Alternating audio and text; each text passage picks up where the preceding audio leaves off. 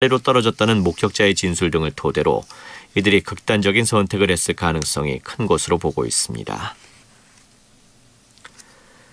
날씨입니다. 오후 들어 전국 대부분 지역에서 비는 그쳤지만 흐린 날씨가 이어지고 있습니다. 이번 비는 강원 영서와 남해안에서는 오후부터 그치겠고 제주도는 밤에 그치겠습니다. 바다의 물결은 제주도 남쪽 먼바다에서 2m 안팎으로 비교적 높게 일겠습니다. 내일은 전국이 대체로 맑을 것으로 보입니다.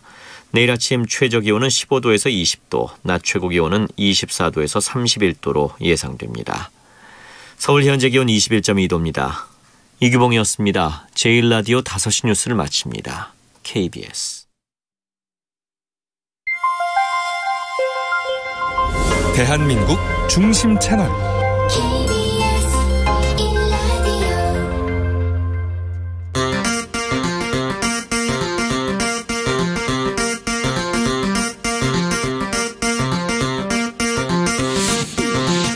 주진우 라이브.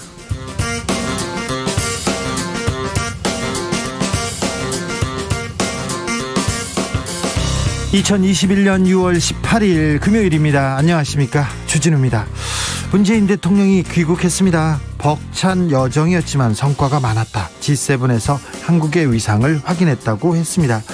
문 대통령은 오스트리아에서 북한의 백신 지원 의사를 밝힌 바 있는데요, 북한의 김정은 국무위원장이 오랜 긴 침묵을 깨고 오늘 미국 바이든 행정부에 공개 메시지를 보냈습니다. 대화와 대결에 모두 준비되어 있다고 합니다. 대화와 대결이라 북한이 내놓은 메시지 어떤 의미일까요? 훅 인터뷰에서 짚어보겠습니다.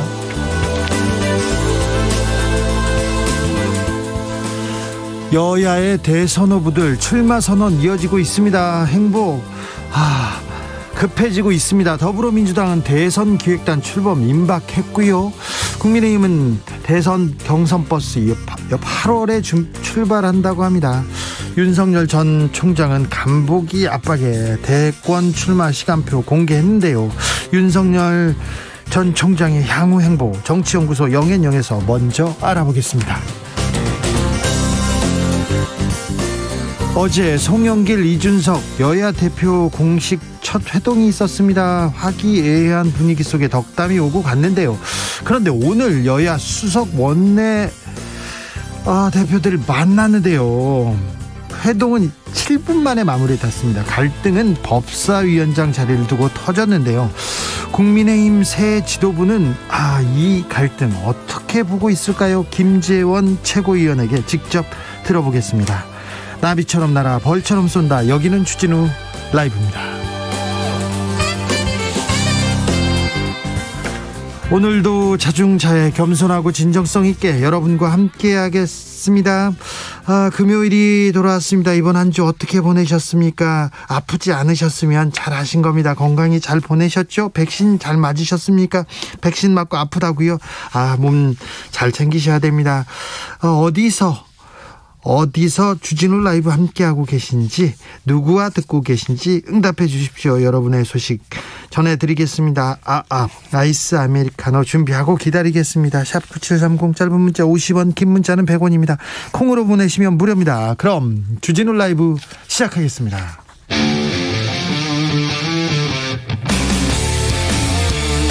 탐사보도 외길 인생 20년. 주 기자가 제일 싫어하는 것은?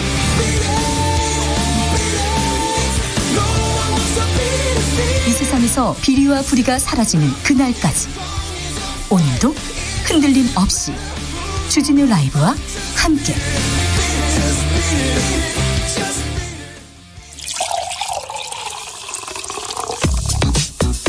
진짜 중요한 뉴스만 쭉 뽑아냈습니다. 주 라이브가 뽑은 오늘의 뉴스 주스. 정상근 기자, 어서 오세요. 안녕하십니까. 어제 쿠팡 물류센터에서 화재에서 나오지 못한 소방관 어떻게 됐습니까?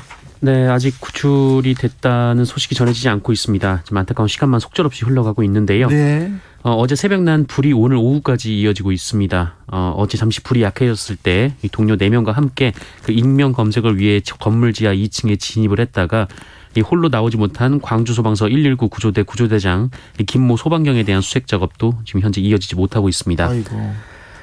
빗줄기가 내리고 있는데도 이 불이 꺼지지 않았는데요. 건물 내부의 물품과 택배 포장에 사용되는 종이 상자, 비닐, 스티커 등 이 가연성 물질이 많기 때문입니다. 이 소방당국은 불과 50m 떨어진 곳에 또 다른 대형 물류 창고가 있어서 이 불길이 주변으로 번지는 상황을 막는 데에도 애를 쓰고 있고요. 또 내부 열기도 엄청난 데다가 오랜 시간 건물이 불에 타면서 붕괴 위험도 있기 때문에 이 내부 진입을 하지 못하고 있습니다. 쿠팡 내부에서도 이 대응이 좀 문제가 있다는 지적이 나와요. 네, 이 쿠팡 덕평 물류센터 화재 관련해서 노동조합이 기자회견을 열었는데요. 노조는 이 수많은 전기장치가 돌아가고 또 전선이 뒤엉킨 상황에서 화재 위험은 배가 된다라며 평소 정전 등 크고 작은 문제가 빈번하지만 쿠팡의 대책 마련은 없다라고 지적했습니다. 또한 쿠팡이 아니란 태도가 여실히 등장했다면서 이 작동이 많다며 꺼둔 스프링클러는 지연 작동했고 또 평소 화재 경고 방송에 오작동이 많아서 이 노동자들은 당일 안내 방송도 오작동이라고 생각했다고 한다라고 설명했습니다. 이래서 사고가 더 커진 거 아닙니까? 게다가 이 쿠팡이 휴대전화 반입을 금지하고 있는데요. 이 최초 신고자보다 10분 먼저 화재를 발견한 이 단기 사원이 있었는데 휴대전화가 없어서 신고를 못했다는 얘기도 있다고 합니다. 아니 요새 세상에 휴대전화를 못 가지고 다니게 하는 게 이게 말이 됩니까? 네, 쿠팡 노조는 반인권적으로 휴대전화 반입을 금지하는 행태가 어떤 위험을 낳을 수 있는지 보여준다라고 주장했습니다. 아니 쿠팡 뉴욕 증시에 상장되고 돈도 많이 벌었다면서요. 이런 안전 설비, 이런 안전 장치는 좀 잘 갖췄어야죠. 그리고 휴대전화를 가지고 반입이 금지돼 있다는 거는 진짜 너무한 거 아닙니까? 이거 쿠팡 창업자 김범석 씨가 답해야 되는 문제 아닙니까? 네, 하지만 이 김범석 쿠팡 창업자가 이 한국 쿠팡의 모든 이 공식 지위를 내려놨습니다. 언제요? 네, 어제 뉴스가 전해졌는데요. 예? 이사회 의장은 물론이고 등기이사도 사임했다고 합니다. 이에 따라 지난주에 열린 쿠팡 주주총회에서는 김범석 씨를 대신할 이사회 의장과 안전 담당 등기이사가 새로 뽑히기도 했습니다. 이렇게 되면 쿠팡에서 일어난 이 화재 사건 누가 책임지게 되는 겁니까? 네, 이뿐만 아니라 쿠팡에서는 지난 1년 동안 9명의 노동자가 사망한 바 있는데요. 이 사망 사고가 잇따르자 지난해 이 국회가 김범석 씨의 출석을 요구했는데 김범석 씨는 자회사 전무를 대신 내보냈고 이 자회사 전무도 이 노동자들의 잇따른 사망에 대해서 사과하지 않았었습니다. 내년에 중대재해기업법이 시행되면 그 안전 의무를 위반해서 사망 사고가 발생할 경우 이 사업주나 경영 책임자에게 1년 이상 징역 또는 10억 원 이하의 벌금을 묻게 되는데요. 김범석 씨는 사실상 쿠팡의 책임자이지만 법적으로 책임을 물을 수 없게 될 것으로 전문가들은 분석을 하고 있습니다. 참 쿠팡에서 계속 일어나고 있는 사망 사고 그리고 이번 대형 화재 사건 책임 소재를 좀 명확하게 물어서 다시는 쿠팡에서 이런 일이 일어나지 않도록 좀 해야 되겠습니다. 김정은 북한 국무위원장이 메시지를 내놨습니다. 네, 북한 관영 조선중앙통신에 따르면 이 김정은 총비서는 어제 이 북한 노동당 전원회의에서 대화와 대결 모두에 준비돼 있어야 한다라고 밝혔습니다. 대화와 대결 모두에 준비되어 있어야 한다 이 얘기를 했습니다. 네. 이 문제는 잠시 후에 저희가 훅 인터뷰에서 홍현익 박사 모셔가지고 자세하게 들어보겠습니다. 김정은 위원장이 대화를 얘기한 것에 저는 좀 방점을 찍고 싶은데요. 어떤 내용인지 잠시 후에 살펴보겠습니다. 코로나 상황 살펴볼까요? 네, 오늘 코로나19 신규 확진자 수는 507명이 나왔습니다. 아이고 줄었는데 그래도 500명대네요. 네, 그래도 지난주 금요일보다는 50여 명 정도 줄어든 수치이기도 합니다. 네, 여러분들이 다 이렇게 거리두기 잘하고 마스크 잘 쓰고 있어서 조금씩 줄어들고 있습니다. 네, 백신 접종자는 어제 1,400만 명을 넘겨서 1,423만 명이 됐습니다. 인구 대비 접종률은 27.7%이고요. 2차 백신 접종까지 마친 접종 완료자도 388만여 명으로 인구 대비 7.6%를 기록했습니다. 2차 접종까지는 아니어도 우리 정얀센. 네, 저도 백신 접종 완료자로 보입니다. 완료자죠. 네. 그죠? 얀센 백신 맞은 사람 부럽습니다. 네. 그런데 대구시장 정영진 대구시장이 얀센 백신을 비판했네요. 네, 권영진 대구시장인데요. 죄송합니다. 권영진 대구시장. 이 권영진 대구시장은 지난 16일 대구시 의회에서 우리 국군장병 55만 명분의 이 얀센 백신으로 지원받은 것을 지금도 칭찬해줄 수 없다라면서 이 백신 스와프는 어떤 이유에선지 이뤄지지 못했고 얀센은 미국에서도 4월 중순부터 임시 사용 중단됐고 어마어마한 분량이 폐기되고 있다라고 비판했습니다. 네. 정부가 오늘 이에 대한 입장을 내놨는데요. 그 얀센 백신이 미국에서 임시 사용 중단이 된 적은 있지만 의문이 다 해소된 후 접종이 재개됐다라고 밝혔고요.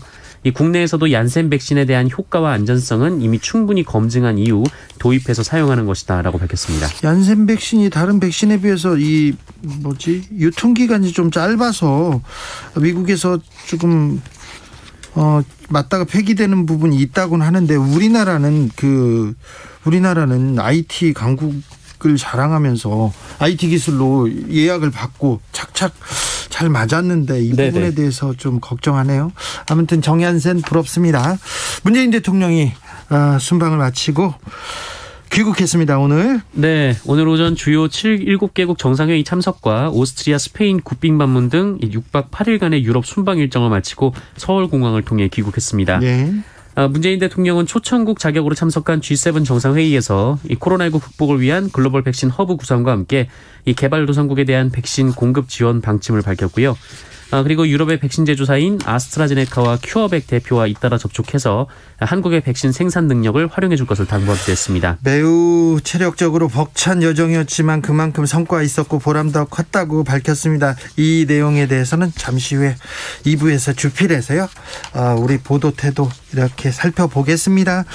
민주당이 국민의힘의 법사위원장 자리를 제외한 7개 상임위원장 자리를 내주겠다고 했습니다. 네, 이 더불어민주당 윤호중 원내대표가 오늘 이 국민의힘 측에 이 법사위원장을 제외한 7개 상임위원장 자리를 내놓겠다라고 밝혔습니다. 이 국민의힘은 21대 국회 개원 초 이 법사위원장 자리를 요구하면서 이 다른 상임위원장 자리까지 포기한 바 있는데요. 네. 이 국민의힘은 법사위원장이 야당이 맡는 것이 관례다 이렇게 주장을 하고 있었고 이 민주당은 그 관례가 생긴 시점이 바로 김대중 정부 때로 늘 국민의힘 계열 정당이 법사위원장을 맡아왔다라고 주장해왔습니다. 이 주장에 대해서 국민의힘에서는 뭐라고 합니까? 네, 국민의힘은 관례라고 얘기를 하고 있습니다. 관례라고요? 네, 그 윤호중 원내대표는 국민의힘에 넘길 수 있는 상임위로 정무위, 국토위, 교육위, 문체위, 환노위, 농해수위, 예결위를 꼽았는데요. 그래서 국민의힘이 받아들인답니까? 네, 추경호 국민의힘 원내수석 부대표는 오늘 기자간담회를 통해서 이 문제는 흥정의 대상이 아니라 국회를 정상화하자는 당연한 요구라며 흥정의 대상이라고 얘기하는 인식 자체가 놀랍다라고 비판했습니다. 그러면서요. 추경호 부대표는 그 여당이 강탈해간 이 법사위원장 자리를 돌려놓으라는 것이지 이 다른 상임위원장 배분과 관련해서 흥정하는 대상이 아니다라며 오만 독선 독주의 국회 운영을 하겠다는 선언이라고 지적했고요. 선전포고라는 말도 썼습니다. 뒤에서는 다른 상임위원장 달라고 하는 사람들도 좀 있던데 자세한 내용은 또 추후에 전해드리겠습니다. 최재형 감사원장이 대선 출마할 거냐고 물어보니까 아닙니다 이렇게 부인 대신에 숙고하고 있다고 이렇게 대답했습니다. 네, 최재형 감사원장이 오늘 이 자신이 야권의 잠재적 대선 주자로 거론되는 것과 관련해서 생각을 정리해서 조만간에 말씀드릴 것이다라는 말을 했습니다. 생각을 정리한다고요? 조만간 말씀드린다고요? 네, 감사원장인데요. 최재형 원장은 오늘 국회 법사위 전체회의에서 열린민주당 최강욱 의원의 질의에 본인의 거취에 언론이나 정치권에 많은 소문이나 억측이 있는 것을 잘 알고 있다라고 말했고요. 그러면서 정치적 중립성이나 직무 독립성이 감사원의 업무 요체인데 예. 열심히 일하는 감사원 직원들도 난처한 경우가 있는 것으로 안다라고 말했습니다. 아는 사람이 그런데 생각을 정리해서 말하겠다고 합니까? 네, 하지만 이 자신의 거취 문제로 감사원의 정치적 중립이 훼손된다는 지적에는 동의하지 않았고요. 헌법기관장이 직무를 마치자마자 선거에 출마하는 것이 바람직하냐라는 질문에는 다양한 판단이 있을 수 있다라고 주장했습니다. 월성 원전 감사를 했지 않습니까? 그런데 감사원장님이 이렇게 갑자기 감사원장에서 대선 주자로 뛰어들지 않습니까? 이거 정치적이었네 비판 이거 받아들여야 됩니다. 이거 당연합니다. 정치적 중립이 가장 중요한 권력기관장 헌법기관장이 대단히 부적절한 발언이었던 것 같고요. 권력기관에 있는 분이 대선에 그냥 뛰어드는 것은 그 기관 직원들한테도 굉장히 본인도 그렇잖아요. 난처한 경우가 있는 것으로 안다고 하는데 난처한 일입니다. 부적절한 일인데 어떻게 되는지 지켜보겠습니다. 조만간 생각을 정리해서 말씀드린다고 하니까 조만간 긍정적이라는 뛰어드는 대선 후보로 뛰어드는 그 모습을 보일지 좀 지켜보시죠. 윤석열 전 검찰총장은 오늘 또 오늘은 직접 얘기를 좀 했나요? 네, 뭐 중앙일보와의 전화 통화에서 직접 전화 얘기를 통화였군요? 했다고 하는데요. 네. 본인은 국민의 부름에 의해서 국민이 기대하는 일을 하기 위해 나온 사람이다라면서 지금 국민의힘 입당을 거론하는 것은 국민에 대한 도리나 예의가 아니다라는 말을 했다고 합니다. 그러면서 먼저 정치를 선언한 후 그 입당 등 정치 행보와 관련해서 각계각층의 의견 그리고 국민의 말씀을 먼저 경청하는 게 도리다라면서 그런 뒤에 어떤 식으로 정치 행보를 할 것인지 결정하겠다라고 말했습니다. 일단 민심을 좀 들어보고 그 나중에 뭐 결정하겠다 이렇게 생각하나 봅니다. 그런데 이 정작 윤석열 전 총장 측 이동훈 대변인이 오늘 KBS 라디오와의 인터뷰에서 이 국민의힘 입당은 당연한 것으로 받아들여도 되나라는 사회자의 질문에 그러셔도 될 것 같다라는 말을 했습니다. 이동훈 대변인은 여기에 그 이준석 대표와 교감을 하고 있다라고 말하기도 했습니다. 그러면 지금 민심을 들어보고 민심 투어를 한 다음에 그다음에 국민의힘 입당하겠다 이렇게 받아들여야 됩니까? 무슨 얘기인지 잘 모르겠어요. 저 중앙일보 기사를 봤는데요. 국민의 부름에 의해서 국민이 기대하는 일을 하기 위해서 거기다 국민의힘 입당을 거론하는 것 자체가 국민에 대한 도리 예의가 아니다. 제가 국문과를 나왔는데 좀 해석이 조금 어렵습니다. 아직까지도 모르겠어요. 측근이나 전원이나 직접 얘기하는 아직까지 무슨 뜻을 가지고 있는지 잘 모르겠습니다. 법무부에서 직제 개편안 내놨는데 검찰 의견 상당히 많이 반영했네요. 네, 이 법무부와 검찰 간 이견이 있었던 검찰 직제 개편안 초안에서 이 법무부가 이 장관의 직접 수사 승인 조건을 빼는 등 검찰 측 요구를 반영한 최종 개편안을 입법 예고했습니다. 그리고 6대 범죄에 대해 일선지청이 수사하려면 이 장관의 승인을 받도록 한 조항 삭제와 함께 6대 범죄 가운데 고소장이 접수된 경제범죄의 경우 지방검찰청 형사부에서 직접 수사할 수 있도록 했습니다. 택배 노조 파업이 마무리됐습니까? 우정사업본부와도 사회적 합의가 이루어졌나요? 네, 오늘 우체국본부와 우정사업본부와 이 전국 택배노조 우체국본부가 사회적 합의기구를 열고 쟁점사항에 합의했습니다. 이에 따르면 우정사업본부는 앞선 1, 2차 택배노사 간 사회적 합의를 존중하고 우체국 소포 위탁 배달원들을 내년 1월 1일부터 분류작업에서 제외하기로 했다라고 밝혔습니다. 앞서 사회적 합의기구 전체 회의를 통해 택배 노동자를 분류작업에서 완전히 배제하고 주당 평균 노동시간이 60시간을 넘지 않게 하는 등 이런 내용의 잠정안이 합의가 됐습니다만 택배노조의 과반을 점하는 우체국 위탁 택배원과 관련해 노조와 우정사업본부가 입장차를 좁히지 못해 가합의만 맺었었습니다. 주스 정상근 기자와 함께했습니다. 감사합니다. 고맙습니다. 교통정보센터 다녀오겠습니다. 이현 씨. 네, 금요일이라 교통량이 더 많습니다. 정체가 계속 늘고 있는데요. 오늘 서울 양양고속도로에서 사고가 많이 나고 있습니다. 지금도 서울 쪽으로 사고 여파를 크게 받고 있는데요. 서종 부근에서 화물차 사고 처리하고 있고요. 정체가 천안터널 부근부터 13km 구간에서 이어집니다. 평택 제천고속도로 제천 쪽으로 가신다면 청북 부근에 사고 있습니다. 1차로에서 승용차 관련 사고를 처리 중이라 서평택 분기점부터 영향을 받고 있으니까 참고하시고요. 경부고속도로 서울 쪽으로는 안성 휴게소부터 밀리기 시작하는데 오산까지 8km 구간 정체입니다. 더 가서도 동탄에서 수원 그리고 죽전 휴게소 부근에서 속도가 떨어지고요. 달래내에서 반포 쪽으로도 가다서다 반복입니다. 반대 부산 쪽으로는 금요일답게 충청권의 정체가 특히 집중되고 있는 모습인데요. 천안에서 옥산 분기점 부근까지 22km 구간 속도가 떨어집니다. KBS 교통정보센터였습니다.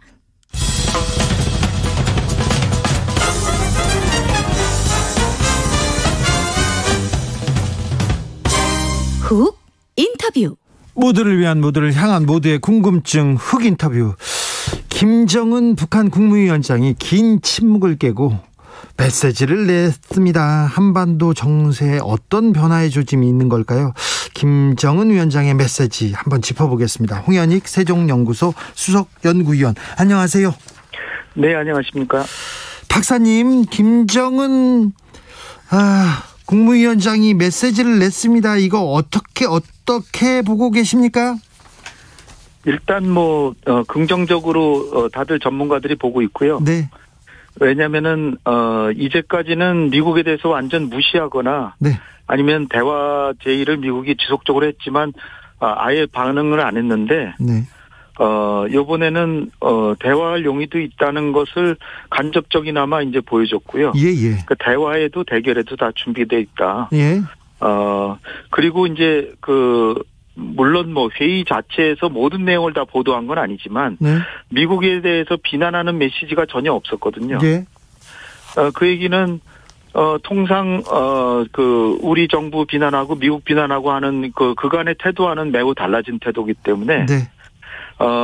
미국이 어떤 행동을 하느냐에 따라서는 대화할 수 있다라는 말을 돌려서 한 거다 이렇게 보여집니다.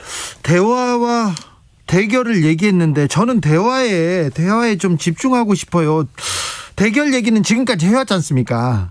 네, 그렇죠. 그래서 조금 김정은 위원장이 좀 나서겠다 이렇게 봐도 좀 됩니까? 그러나 공세적으로 대화에 나오지는 않을 것으로 보입니다. 아, 그래요? 왜냐하면은 미국이 그나마 이제 좀 변화한 게 트럼프는 싫어하지만 트럼프가 김정은과 합의한 거는 일단 존중하겠다. 네, 한미 정상회담에서 얘기했던 북미 그렇죠. 싱가포르 공동선언 지지 의사 밝혔지 않습니까? 네, 남북 관계에서도 우리 정부가 대북 협력을 추구하는 거를 뭐 지지한다 이렇게 얘기도 했고요. 예. 그러나 김정은이 진짜 바라는 거는 한미연합훈련을 안 한다든지. 예. 뭐 전략 자산을 한반도에 배치하지 않는다든지 북한 인권 문제는 얘기하지 않겠다든지 뭐 이런 대북 적대시 정책이 변화되는 모습을 봐야 나오겠다라고 했는데 내용이 없는 거예요 아직 미국이. 예. 대화할 준비는 돼 있다라고 그러고 뭐 성김 대북 정책 대표도 임명하고 뭐 하는 그 자세는 지금 갖춰졌지만 알맹이가 없는 거죠, 알맹이. 아직까지는요? 근데 김정은이 직접 1월 달에 그 당대에서 얘기한 거는 적대시 정책이 폐기되기 전에는 대화 안 한다는 거거든요. 예. 근데 폐기된 정황은 전혀 없잖아요, 아직. 예. 그냥 분위기만 좋게 만들어가고 있는데 그거는 트럼프하고도 분위기 좋았는데 얻은 게 없잖아요, 김정은이. 예. 그러니까 섣불리 대화하는 것보다 대화하기 전에 미리 얻어놓고 하겠다 이런 얘기이기 때문에 그러나 이제 이번에는 뭐 미국의 태도를 무시하거나 뭐 대화는 안 하겠다 뭐 이런 거는 아니고 또 미국에 대해서 사실 비판하고 싶은 게 많겠지만 그 자제했다고 하는 것이 대화할 준비는 돼 있는데 조금 더 내 체면만 세워주면 나가겠다 뭐 이 정도 메시지라고 보여집니다. 네.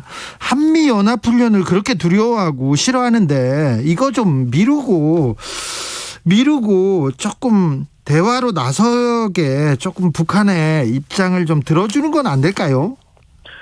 글쎄 뭐 우리 통일부를 비롯해서 여당 의원들이나 뭐 대통령께서도 사실은 그렇게 해서라도 지금 북미 대화를 해서 한반도의 평화를 만드는 게 중요하지. 예. 네, 훈련한다는 것이 사실 뭐 주한 미군뿐 아니라 대한민국 국군이 지금 엄청나게 국방비를 북한보다 10배 이상 쓴 지가 벌써 10년 이상 됐는데 네. 이거를 꼭 훈련하는 것 자체는 기술적으로는 중요하지만 일단 평화를 달성할 수 있는 이런 분위기 조성이 오히려 더 중요하다. 네. 그런 차원에서 이번에는 그야말로 굉장히 중요한 국면이기 때문에 8월 초에 한다고 하는 그 연합훈련을 좀 연기한다든지 일단 북한이 그 핵과 미사일 실험을 안 하니만큼 요번에는 좀 추후로 미루겠다 뭐 이렇게 할 수도 있을 것 같은데요. 근데 그것도 방법 아닙니까? 그렇죠. 그렇게 뭐 우리 정부에서 그렇게 바라고 있지만 미국은 아직은 그런 태도는 아닌 것 같아요. 아, 미국은요?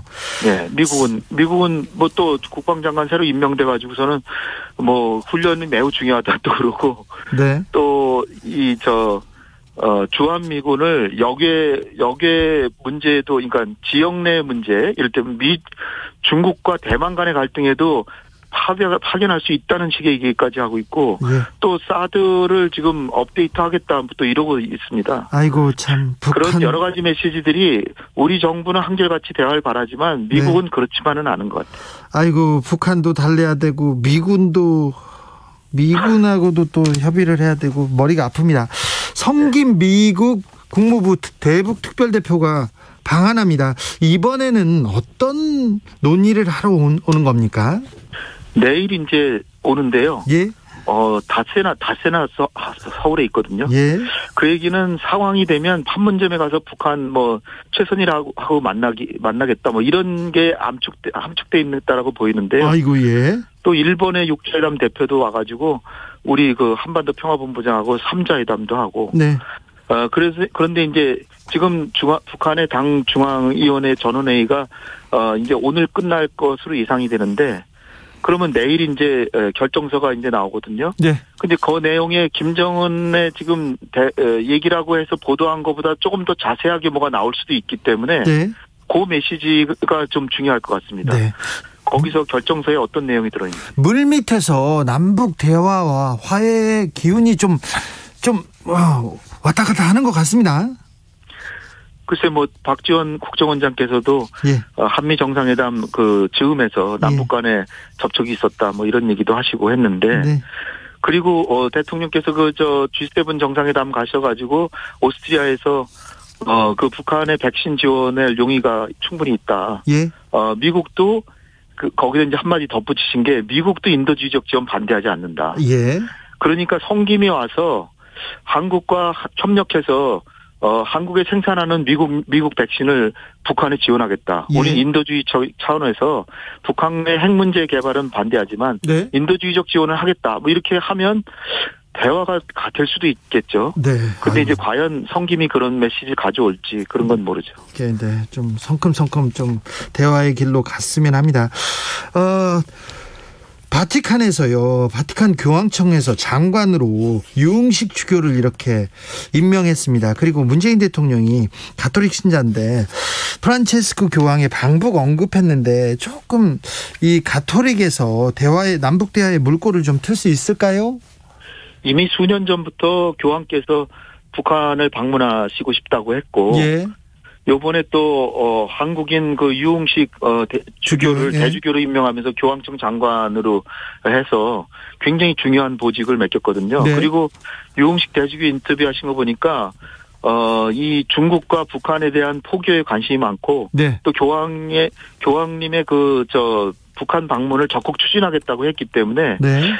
제가 볼 때는 북한도 이렇게 종교의 자유를 좀 인정한다는 거를 보여주는 그런 홍보 측면도 있기 때문에, 북한이 미국과의 대화를 일단 그 분위기 조성을 위해서 교황 방문을 허용한다면 이게 굉장히 좋은 기회가 될 것 같습니다. 근데 북한 상황, 이게 그 코로나도 있고요. 지금 상황상 현실적으로 방북이 가능할까요?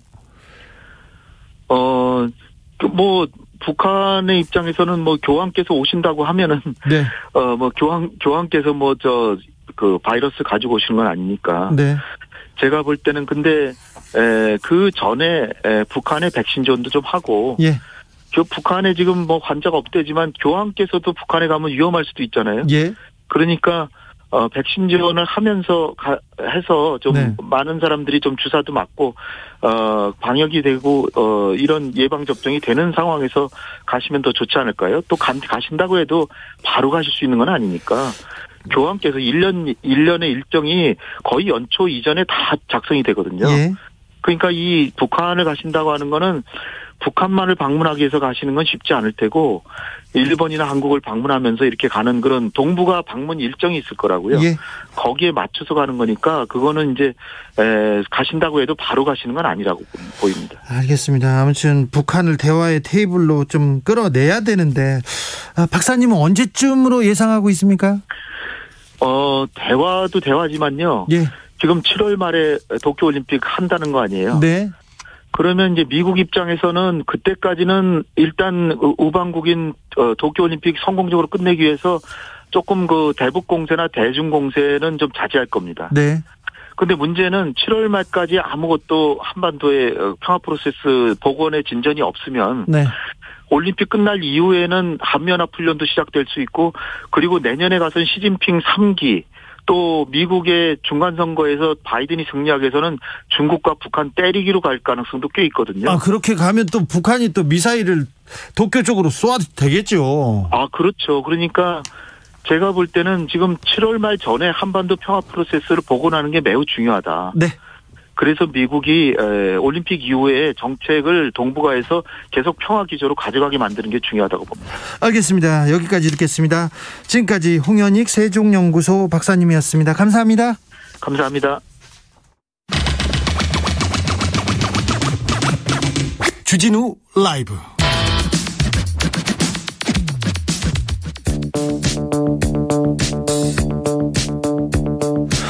대한민국 정치의 새로운 100년을 준비한다. 21세기형 국회 싱크탱크 정치연구소 영앤영.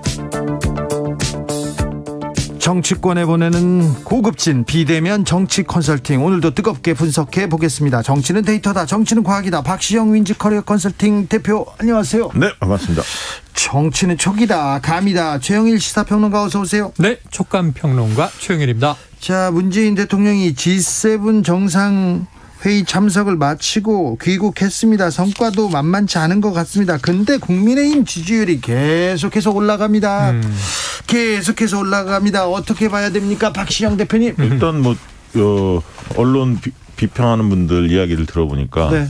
과거 이명박 대통령 때 G20 회의 때 보도량과 네. 이번 문재인 대통령 G7 정상회의 보도량을 분석을 해보니까 저희가 2부에서 자세히 분석할 예정인데 차이가 엄청 많이 나죠. 예. 엄청 차이. 날씨 가지고 박근혜 대통령 관련해서는 박근혜 대통령이 영국 갔을 때 네네. 햇빛이 쨍쨍 그 기사 그 기억하시지 좀 않습니까? 행사가 또 주말에 많이 끼어 있어서 예. 보도량이 어쨌든 굉장히 축소돼서 많이 안 알려졌고요. 두 번째는 또 최근 가장 관심사가 또 이준석 대표이기 때문에 네, 이준석 그런 효과가 현상도 있죠. 좀 맞물렸는데 네. 어제 발표된 MBS 전국 지표조사, 오늘 갤럽 조사를 보면 오른 것도 있고 내린 것도 있고 거의 비슷합니다. 아, 그래요? 이전하고. 예. 아직 그렇군요. 예.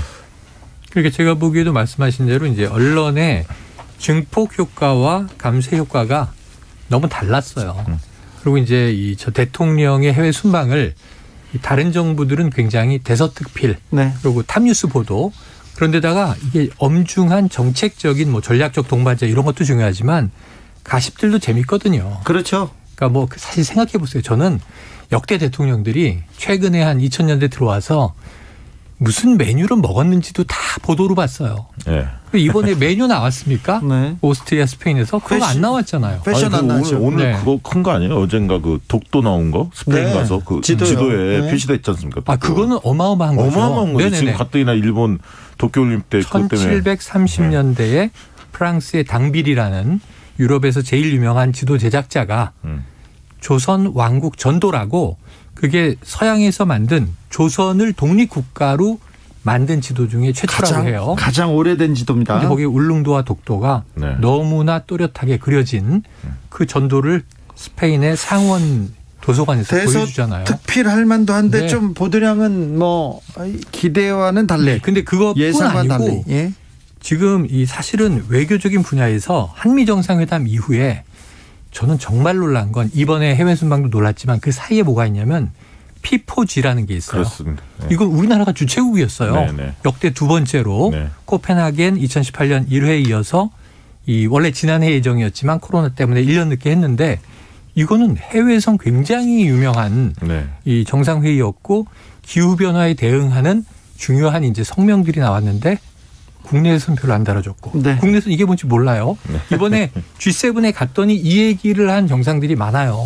P4G 인상 깊게 봤다. 예. 그리고 이번에 독도 지도 하나가 조금 이제 뭐랄까요, 좀 애국심을 자극한달까. 근데 비엔나에서는 조선 왕자의 투구와 네. 갑옷을 영부인이 관람을 했어요. 그러면서 129년에 고종 황제가 보낸 거예요. 근데 그게 너무 선명하게 잘 보관돼 있다. 우리나라 사람들이 비엔나에 정말 많이 관광을 가요. 예. 클림트 미술관을 가는데 조선 왕자의 갑옷과 투구가 129년 전부터 비엔나에 있는지 아는 사람이 몇 명이나 됐겠습니까? 네. 이런 거 좀 보도해주면 너무 좋잖아요. 국위선양도 되고. 그래서 좀 아쉬움이 많고. 주진우 라이브에서 네. 많이 보도할 겁니다. 그리고 네. 또 굵직굵직한 이슈들이 많았고요. 네. 마지막으로는 돌아오시기 직전까지 ILO 총회에 네. 비대면 원격으로 참여를 네. 했는데, ILO 이 본부는 스위스 제네바에 있거든요. 근데 이 총회가 우리나라가 ILO, 그러니까 세계 노동기구에 1991년 가입한 이후에 우리 대통령이 최초로 연설한 거고요. 네. 이 국가 대표가 아니라 아시아 태평양 지역 대표로 연설한 거예요. 바이든 대통령은 아메리카 대표로 연설하고, 첫 번째 연설은 프란치스코 교황이 했어요. 네. 그러면서 3D 노동자들을 우리가 돌봐야 한다. 양극화 커지고 있다.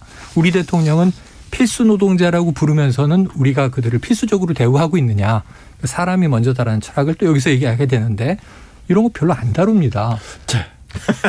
뭐 그렇죠. 주진우 라이브에서 잘 다뤘습니다. 최영일 평론가 잘 들었습니다. 자, 그렇게 됐네요. 시계를 대선으로 옮겨 보겠습니다. 먼저 민주당부터 가볼까요? 민주당도 굉장히 대선 주자들 바쁜데요. 바쁜데 뭐 청년의 마음을 붙잡겠다고 동영상을 올리거나 가죽 잠바를 입거나 게임을 하거나 춤을 추거나 그렇게 있습니다. 이게 대선 주자들의 젊은 행보, 청춘을 잡겠다는데 이런 작전은 80년대에 있었지 않았습니까? 네, 뭔가 튀어보고 싶은. 네. 그런데 박용진 의원은 오늘 뭐 나와서 얘기하는데 자기는 효과를 좀 봤다. 클릭 수가 꽤 되더라. 아니 보도가 나오면 그렇게 효과를 봤다고 하겠죠. 예. 그런데 뭐 그것이 지지율과 상관관계가 있을지는 좀 봐야겠습니다만 상대적으로 좀 점잖은 분들이 파격적인 영상을 찍어 올리려고 하는 것 같아요. 그 효과가 있죠. 효과는 있는데. 네, 효과는 있죠. 효과는 있는데 청년 이준석. 청년 정치 맞아요. 근데 이준석이 내놓는 청년 정책은 모르겠어요. 그리고 민주당이 내놓는 청년 정책도 잘 모르겠어요. 이번에 청년 정책 저건 냈죠. 그 청년 자산 형성과 관련된 지원 정책을 하겠다. 네. 그래서 이제 몇 가지 내긴 했는데 많이 보도가 좀 많이 안 됐죠. 그리고 청년 특임 장관제 신설 이 부분은 좀 부각이 됐는데 정부에서 이제 자산 형성을 위해서 군 장병들도 뭐 가입하지 않습니까? 40만 원씩 가입하는데 그걸 연 6%로 올려주고 50만 원씩 늘려주겠다. 뭐 여러 가지 정책들을 발표를 하고 있는데 아무튼 좀 이렇게 묵직한 한방을 좀 청년들이 기다리고 있는 것 같아요. 그렇죠. 거기에 좀 부합해야 임팩트가 있겠죠. 그런데 저는 청년 특임 장관이 이철희 정무수석은 라디오 인터뷰에서 조금 부정적으로 얘기를 했어요. 정부 조직법을 바꿔서 자리를 신설해야 되는데 이게 지금 임기가 1년도 남지 않은 정부 입장에서는 좀 될까 싶다. 회의적으로 얘기를 했는데 그럼 장관 아니어도 돼요. 제안은 장관으로 했는데 특보로 하면 됩니다. 우선 급하게는. 청년 특보가 하는 일이 정책 만들어서 저는 그 국민의힘의 김재섭 전 비대위원이 상당히 의미 있는 말을 하더라고요. 지금 민주당 쭉 청년 정책 보고 있는데 이준석 대표는 청년을 주체로 청년의 힘을 모아서 정치를 바꾸겠다는 건데 민주당은 자꾸 청년 아닌 분들이 청년을 객체화해서 청년들을 어떻게 해주겠다는 얘기를 하고 있는데 이것도 안 되는 거다. 되게 중요한 얘기였거든요. 그래서 청년 특보가 특임 장관 대신에 만들어지면 청년들의 얘기를 청와대 안에 전하고 정부 부처에 전하고 그런 이제 주체적인 소통의 역할을 해서 진짜 문제는 뭐다. 이걸 알아야 이제 대책이 나오는 건데 우선 청년 특임 장관제는 한 3가지를 얘기하고 있어요. 청년의 일자리, 청년의 주거, 청년 복지 이런 문제를 해결하겠다. 근데 이게 좀 딱딱한 접근이고요. 이게 조금 더 생동감 있는 연성화된 상황에서 청년의 목소리가 직접 좀 전달이 됐으면 좋겠습니다. 자, 야권으로 가볼까요? 네. 윤석열 전 총장 움직일 듯 움직이지 않고요. 움직이지 않는 듯 움직이고 있습니다. 어제는 여야의 협공에 일절 대응하지 않겠다 그러더니 오늘은 27일 정도의 대권 도전을 공식화하겠다 얘기합니다. 그리고 전화통화에서는 국민의 부름에 의해서 국민이 기대하는 일을 하기 위해서 나왔다. 국민의힘 입당을 거론하는 건 국민의 대한 도리 예의가 아니다. 이렇게 얘기를 했어요. 무슨 얘기인지 잘 모르겠습니다. 자, 윤석열 전 총장의 행보 어떻게 보고 계신지요? 6월 27일 날 대선 도전 선언하겠다. 결국 정치 참여 선언을 하겠다는 거고 그 이후에 아마 한 달에서 한 2달 사이에 민생 투어? 이제 민생 행보를 하겠죠. 경청 투어 형태로 전국을 돌면서 지지자들도 만나고 정치 세력화에 기반도 좀 다지고. 근데 그 민심 투어, 민생 투어요. 손학규 많이 하셨죠. 그다음에 안철수, 그다음에 김무성 전 대표도 많이 했는데 많이 이게 좀 효과가 있습니까? 아니 그 자체는 효과는 없는데 거기서 무슨 얘기를 할 거냐. 메시지가 핵심이죠 사실은. 어디 가는 게 중요한 게 아니라. 분장이 핵심이 아닙니까 거기서? 아니 그러니까 연출이죠. 연출.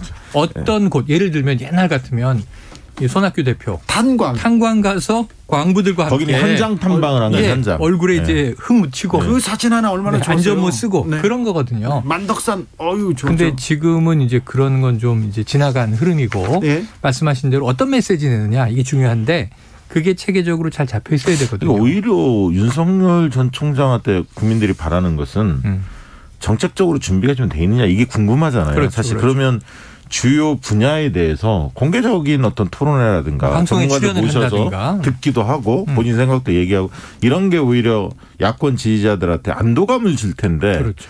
지금 약간 스타일 정치에 너무 꽂힌 게 아닌가. 이준석 대표가 나오다 보니까 이 스타일 정치가 한동안 좀 풍미하고 있는데요. 얼마나 갈지는 두고 봐야 그래서 저는 그것을 윤스타그램 정치다 이렇게 부르는데 네, 윤스타그램 정치. 자기가 엄청난 사진들을 찍어 놓고는 예쁘게 나온 사진만 올리는 거예요. 네. 보세요 그러고 예쁘고 좋은 글 쓰고 이걸 이제 이재명 지사는 예쁜 포장지만 보여주고 있다 이렇게 비판을 한 건데 예를 들면 대선 주자가 이 정도 지지율에 이 정도 기간이 됐으면 또 정치를 할 거고 지금 공직에 있는 게 아니면요. 주진우 라이브에 나오면 되잖아요. 대선 주자들 다 이런 자리 못 나와서 여기 꼭 시간 못 잡. 어디든 네. 뭐 어디든 다른 방송사의 네. 뭐 유명 프로그램에 나가서 네. 나는 왜 정치를 하려고 한다. 예, 그리고 내가 검찰총장이 있을 때는 어떤 고뇌를 했다. 그래서 국민들을 위해서 어떤 결단을 내렸다. 어떤 준비를 했고 적어도 뭐는 이루는 대통령이 되고 싶다. 이런 건 해야 되는 거 아니에요? 최근에 조금 윤석열 총장 측에서 조금 곤혹스러운 게 뭐냐면 언론의 보도 논조가 조금 바뀌었어요. 네. 그러니까 이제 간보기 정치라고 이른바 자맹 정치가 길어지고 말씀하신 대로 본인 간접 화법에 본인들이 원하는 내용만 사후에 이렇게 찌끔찌끔 알려주는 이런 방식으로 하다 보니까 기자들이 좀 뿔이 난 것 같고요. 그런 것도 있지만 네. 그 전까지는 찬양 그리고 칭찬 일색하다가 이제 본격적으로 링에 올라야 되지 않습니까? 그렇죠. 일단 국민의힘에 빨리 입당시키기 위한 기자들 몇몇 기자들의 압박이 아닐까요? 아니 근데 국민의힘의 입당 코스는 이미 나름대로 스케줄을 잡고 있을 것 같아요. 왜냐하면 이제 본인 선언하고 한 달 정도나 한 달 반 정도 움직이다가 8월 입당하더라도 8월달 입당하지 않겠습니까? 그 먼저 할 이유가 없죠. 그렇죠. 충분은 왜냐하면 8월 정도 생각하시죠? 네, 밖에서 대국민 접촉면을 충분히 가진 다음에 네. 존재감을 더 높인 다음에 들어갈 필요가 있기 때문에 그런데 지금 이제 국민의힘 대선 주자들도 윤석열 때리기에 동참하고 있거든요. 뭔지 모르겠다. 뭘 하고자 하는지를 도대체 모르겠다. 심지어 이준석 대표조차도 네. 너무 아마추어 티가 난다. 네. 준비 많이 해야 되는데 빨리 입당해서 전문가의 조언을 좀 받았으면 좋겠다. 네. 그러니까 위해 주는 척하면서 빨리 들어오라는 압박도 하고. 그러니까 네. 부담되는 거예요. 또 김종인 전 비대위원장도 한마디씩 밖에서 계속 윤석열 험담을 하죠. 그러니까 여러 군데에서 좀 들리는 얘기가 곤혹스러운 거예요. 사실. 그래서 더 이상 오래 끌 수는 없다. 이 상태에서 그렇지. 라고 판단하고 6월 말에 이제 일정을 잡아서 선언을 하겠다는 거예요. 선언을 하는데 또 입당을 한다고 해서 그 때리는 강도가 약해질까요? 그렇죠, 그렇지는 않을 건데. 더 세질 수도 있죠. 지금 그래서 분위기에서 국민의힘이 좀 잘 나가고 있기 때문에 온리 윤석열 이런 분위기가 많이 맞아요. 줄어들었어요. 그러니까요. 뭐 그래서 이제 최재형 감사원장 얘기도 좀 나오는 거 아닙니까? 오늘 최재형 감사원장이 대선 출마합니까 물어봤더니 노라고 안 하고 조만간 생각을 정리해서 말하겠다. 이거 놀랐습니다. 아니 저는 이 야권 보수 정치권에서 좀 이렇게 얻어 들은 이야기들이 의지가 있다는 거예요. 네. 준비하고 있다는 아니 거고. 지금 이거 정치적 네네. 정치인이 하는 화법 맞습니다. 이게 제가 지금 확인된 정보인지는 몰라서 그게 정말일까 이런 고민을 하면서 지켜보고 있는데 지금 말씀하신 얘기가 보도되고 나서는 그 사람들이 이야기한 것들이 모아 보면 나오는 흐름으로 가는 게 맞구나. 아니, 최근에 여론조사 이렇게 분석이 되는 거죠. 최근에 여론조사를 쭉 보면 범야권 그 국민의힘 쪽에 가까운 인사들만 대상으로 별도로 조사하지 않습니까? 여권은 여권대로 하고 그런 조사를 보면 최재형 감사원장이 꽤 의미 있는 숫자가 나올 때도 있어요. 수치는 얘기하지 않겠습니다만 그래서 약간 고무된 것이 있을 수 있다. 주변에서 그런 생각이 듭니다. 주변에서는 부쩍 움직이고 있습니다. 최재형 저 감사원장의 마음인지 아닌지는 모르나. 근데 이분이 나오면 윤석열 전 총장이 굉장히 불편해요. 예. 왜냐하면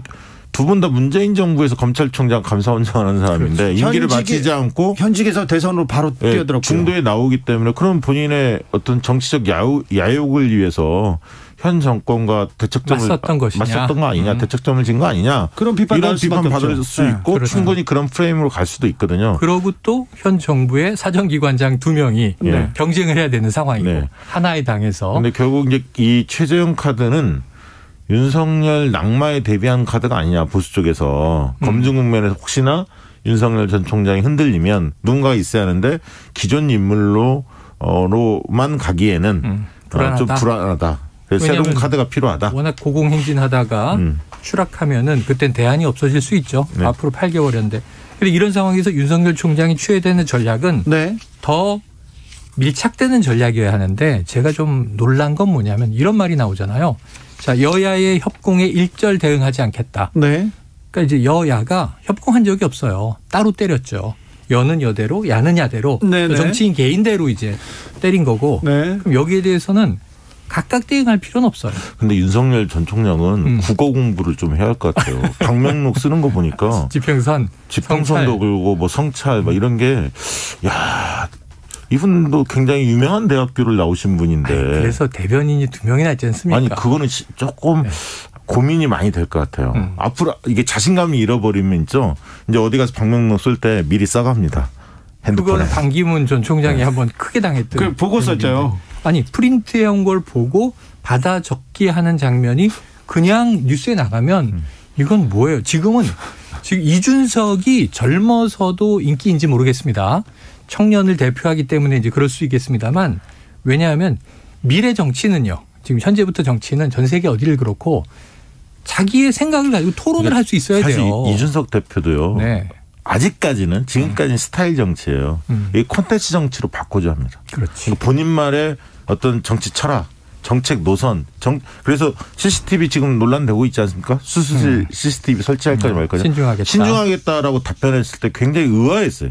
왜냐하면 다른 현안에 대해서는 본인의 목소리를 과감없이 냈던 분인데 얘기했죠. 이 부분에 대해서 국민 여론이 어떤지도 뻔히 알면서도 자기 여동생이 의사인지 몰라서 그래서 그런지 모르지만 이게 신중한 사안입니까? 벌써 몇 년째 끌어온 상황인데 이미 그러면 빨리 의총을 열어서 당의 입장을 공식화하겠다 이렇게 나와야죠.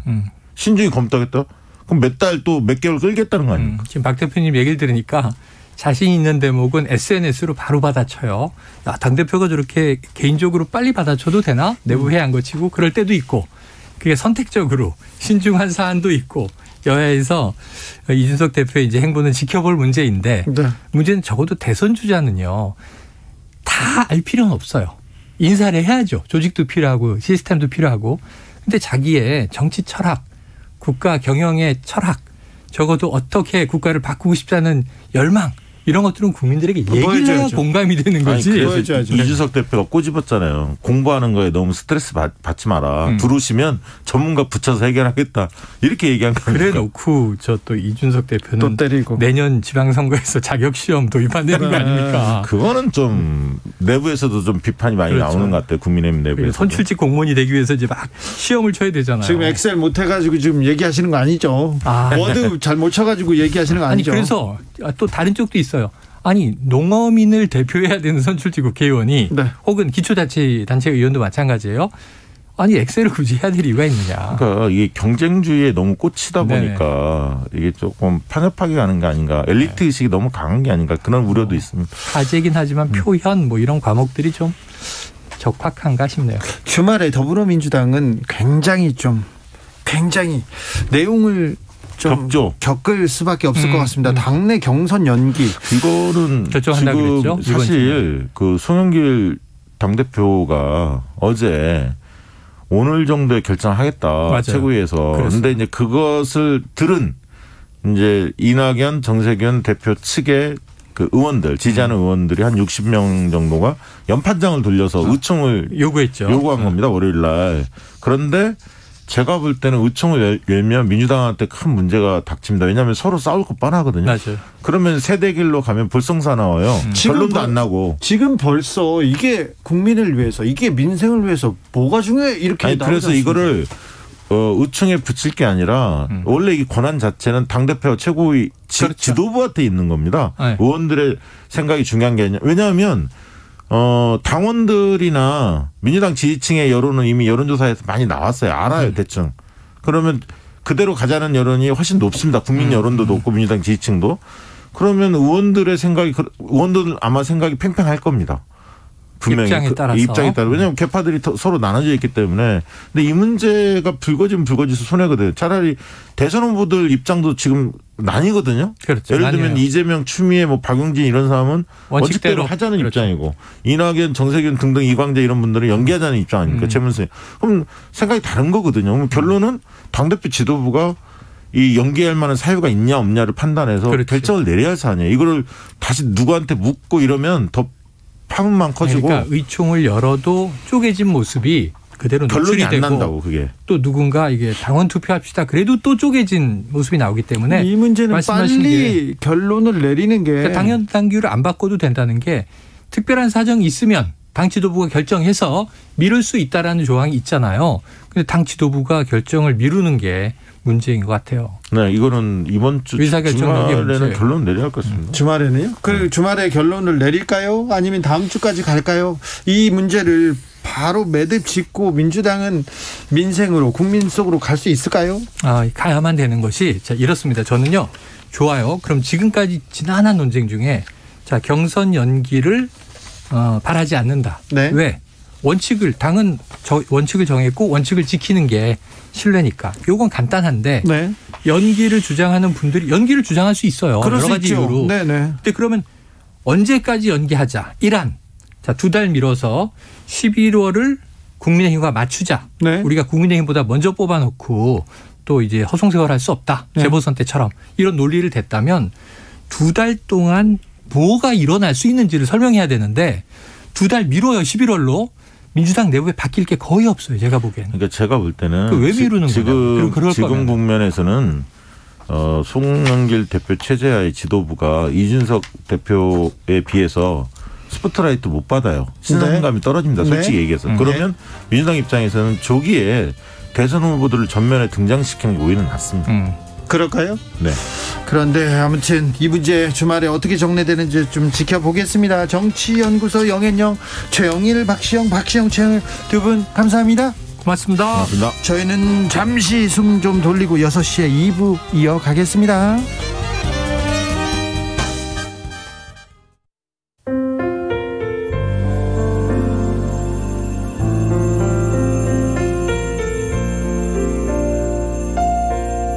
KBS 라디오 연중기획 희망충전 대한민국 434번째 이야기. 안녕하세요. 아나운서 이현주입니다. 11살 현지와 3살 터울의 오빠는 같은 병을 앓고 있습니다. 선천적으로 통증을 느낄 수 없고 땀도 나지 않는 희귀병. 게다가 경계성 지능장애와 근육이 위축되는 신경장애까지 겹치면서 몸을 제대로 가눌 수조차 없습니다. 이렇게 아이들 걱정만으로도 벅찬 요즘 엄마의 한숨은 또 늘었습니다. 매일 고속도로를 타고 식품 배달을 하는 남편의 백내장이 심해지면서 실명 위기가 찾아왔기 때문입니다. 가족들의 생계와 아이들의 치료비, 이 막막한 현실을 아슬아슬하게 버티고 있는 현진의 가족들에게 여러분이 힘이 되어주세요. 코로나19 여파로 사례자와 취재팀의 안전을 위해 사연으로 대신 전달합니다.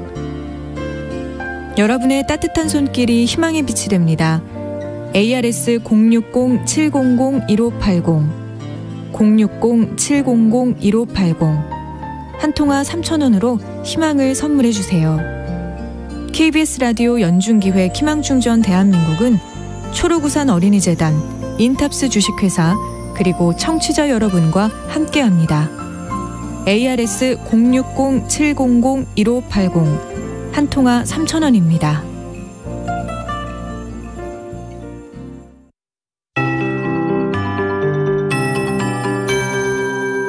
KBS 58분 날씨. 오늘은 밤까지 전국이 대체로 흐리겠습니다. 전남 해안과 제주도에는 5mm 미만의 비도 조금 더 오겠고요. 경북 남부는 대기가 불안정해서 소나기가 내리는 곳이 있겠습니다. 또 중부 내륙 지역은 저녁까지 빗방울이 떨어질 전망입니다. 하지만 토요일인 내일은 구름이 모두 걷히고 맑은 하늘이 드러나겠고요. 모레 일요일에도 맑은 날씨가 이어질 전망입니다. 오늘은 흐리고 비가 오면서 평년 기온은 2도에서 5도 정도 밑돌았지만 오르겠지만 내일부터는 다시 더워지겠습니다.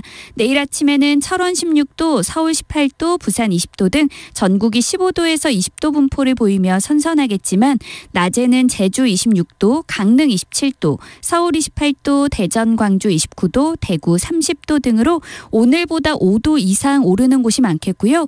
모레 일요일에는 내일보다 기온이 조금 더 오르면서 30도 안팎의 더위가 나타나겠습니다.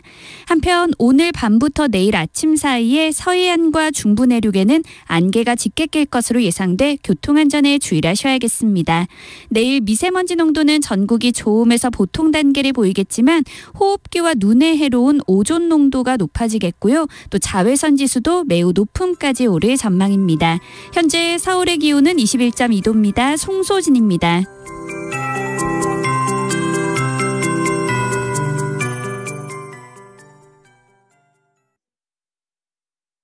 정성을 다하는 국민의 방송 KBS가 6시를 알려드립니다. AM 711kHz, FM 97.3MHz, KBS 1라디오입니다. HLKA.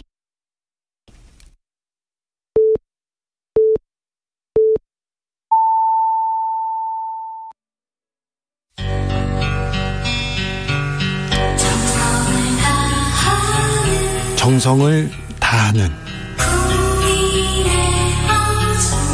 국민의 방송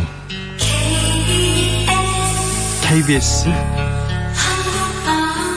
주진우 라이브. 그냥 그렇다고요.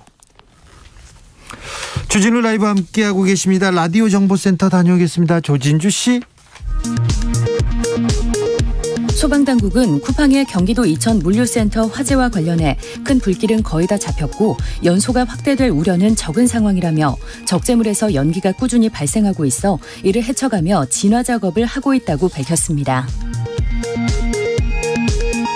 전국 택배노조의 여의도 상경집회 참가자 중 택배노조 우체국 본부 조합원 2명이 코로나19 검사 결과 확진 판정을 받았습니다. 경찰은 여의도 집회 참가자들과 가까운 장소에서 근무한 경찰관 950명을 전수 검사 중이라고 밝혔습니다. 코로나19 백신을 2차례 모두 접종한 뒤에 확진된 이른바 돌파 감염 사례가 총 29명으로 나타났습니다. 백신 종류별로 보면 화이자 백신 접종자가 19명, 아스트라제네카 백신 접종자가 9명입니다. 나머지 1명은 해외에서 2차 접종을 마친 것으로 확인됐습니다. 17명의 사상자를 낸 광주 건물 붕괴 사고 철거 사업자가 광주 동구청에 제출한 해체 계획서의 일부 문건이 담당자명 홍길동으로 돼 있는 등 엉터리로 작성됐지만 구청이 이를 걸러내지 못해 무사 통과된 것으로 나타났습니다. 검찰이 서울 지하철 4호선 열차 안에서 담배를 피우고 침을 뱉다가 이를 말리던 시민에게 욕설과 폭력을 행사한 30대 남성을 약식 기소했습니다. 이 사건은 지난 5일 유튜브에 영상이 올라와 알려졌으며 현재까지 조회수 약 257만 회를 기록 중입니다. 지금까지 라디오 정보센터 뉴스였습니다.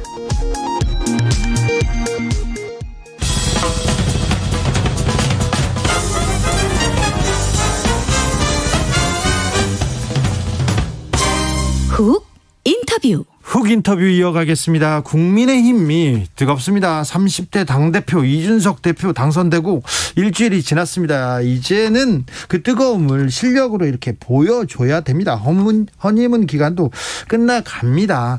자, 그런데 최고위원회의에서 도움이 되는 방향으로 제동을 걸 것은 제동을 확실히 걸겠다, 이렇게 이준석 대표에게 꾸준히 목소리를 내고 있는 분이 있습니다. 김재원 국민의힘 최고위원 모셨습니다. 안녕하세요. 안녕하세요.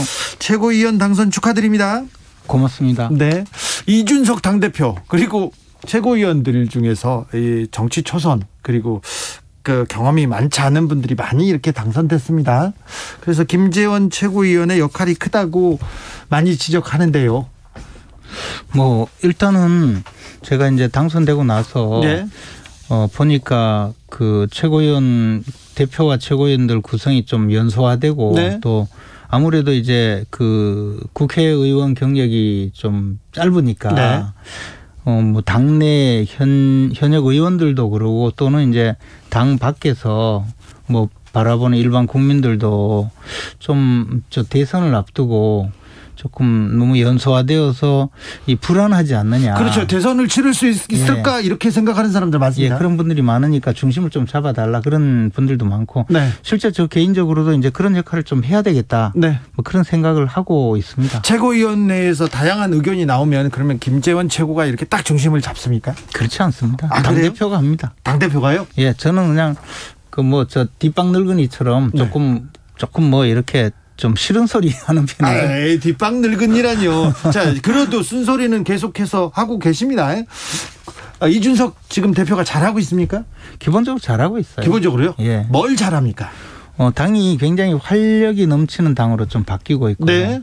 그다음에 이제 새로운 시도를 자꾸 하잖아요. 새로운 시도? 어떤 시도? 엑셀 검증하자 이런 거요. 워드 잘 치냐 이거? 그건 저는 좀 그렇게 찬성하지 않는데 네.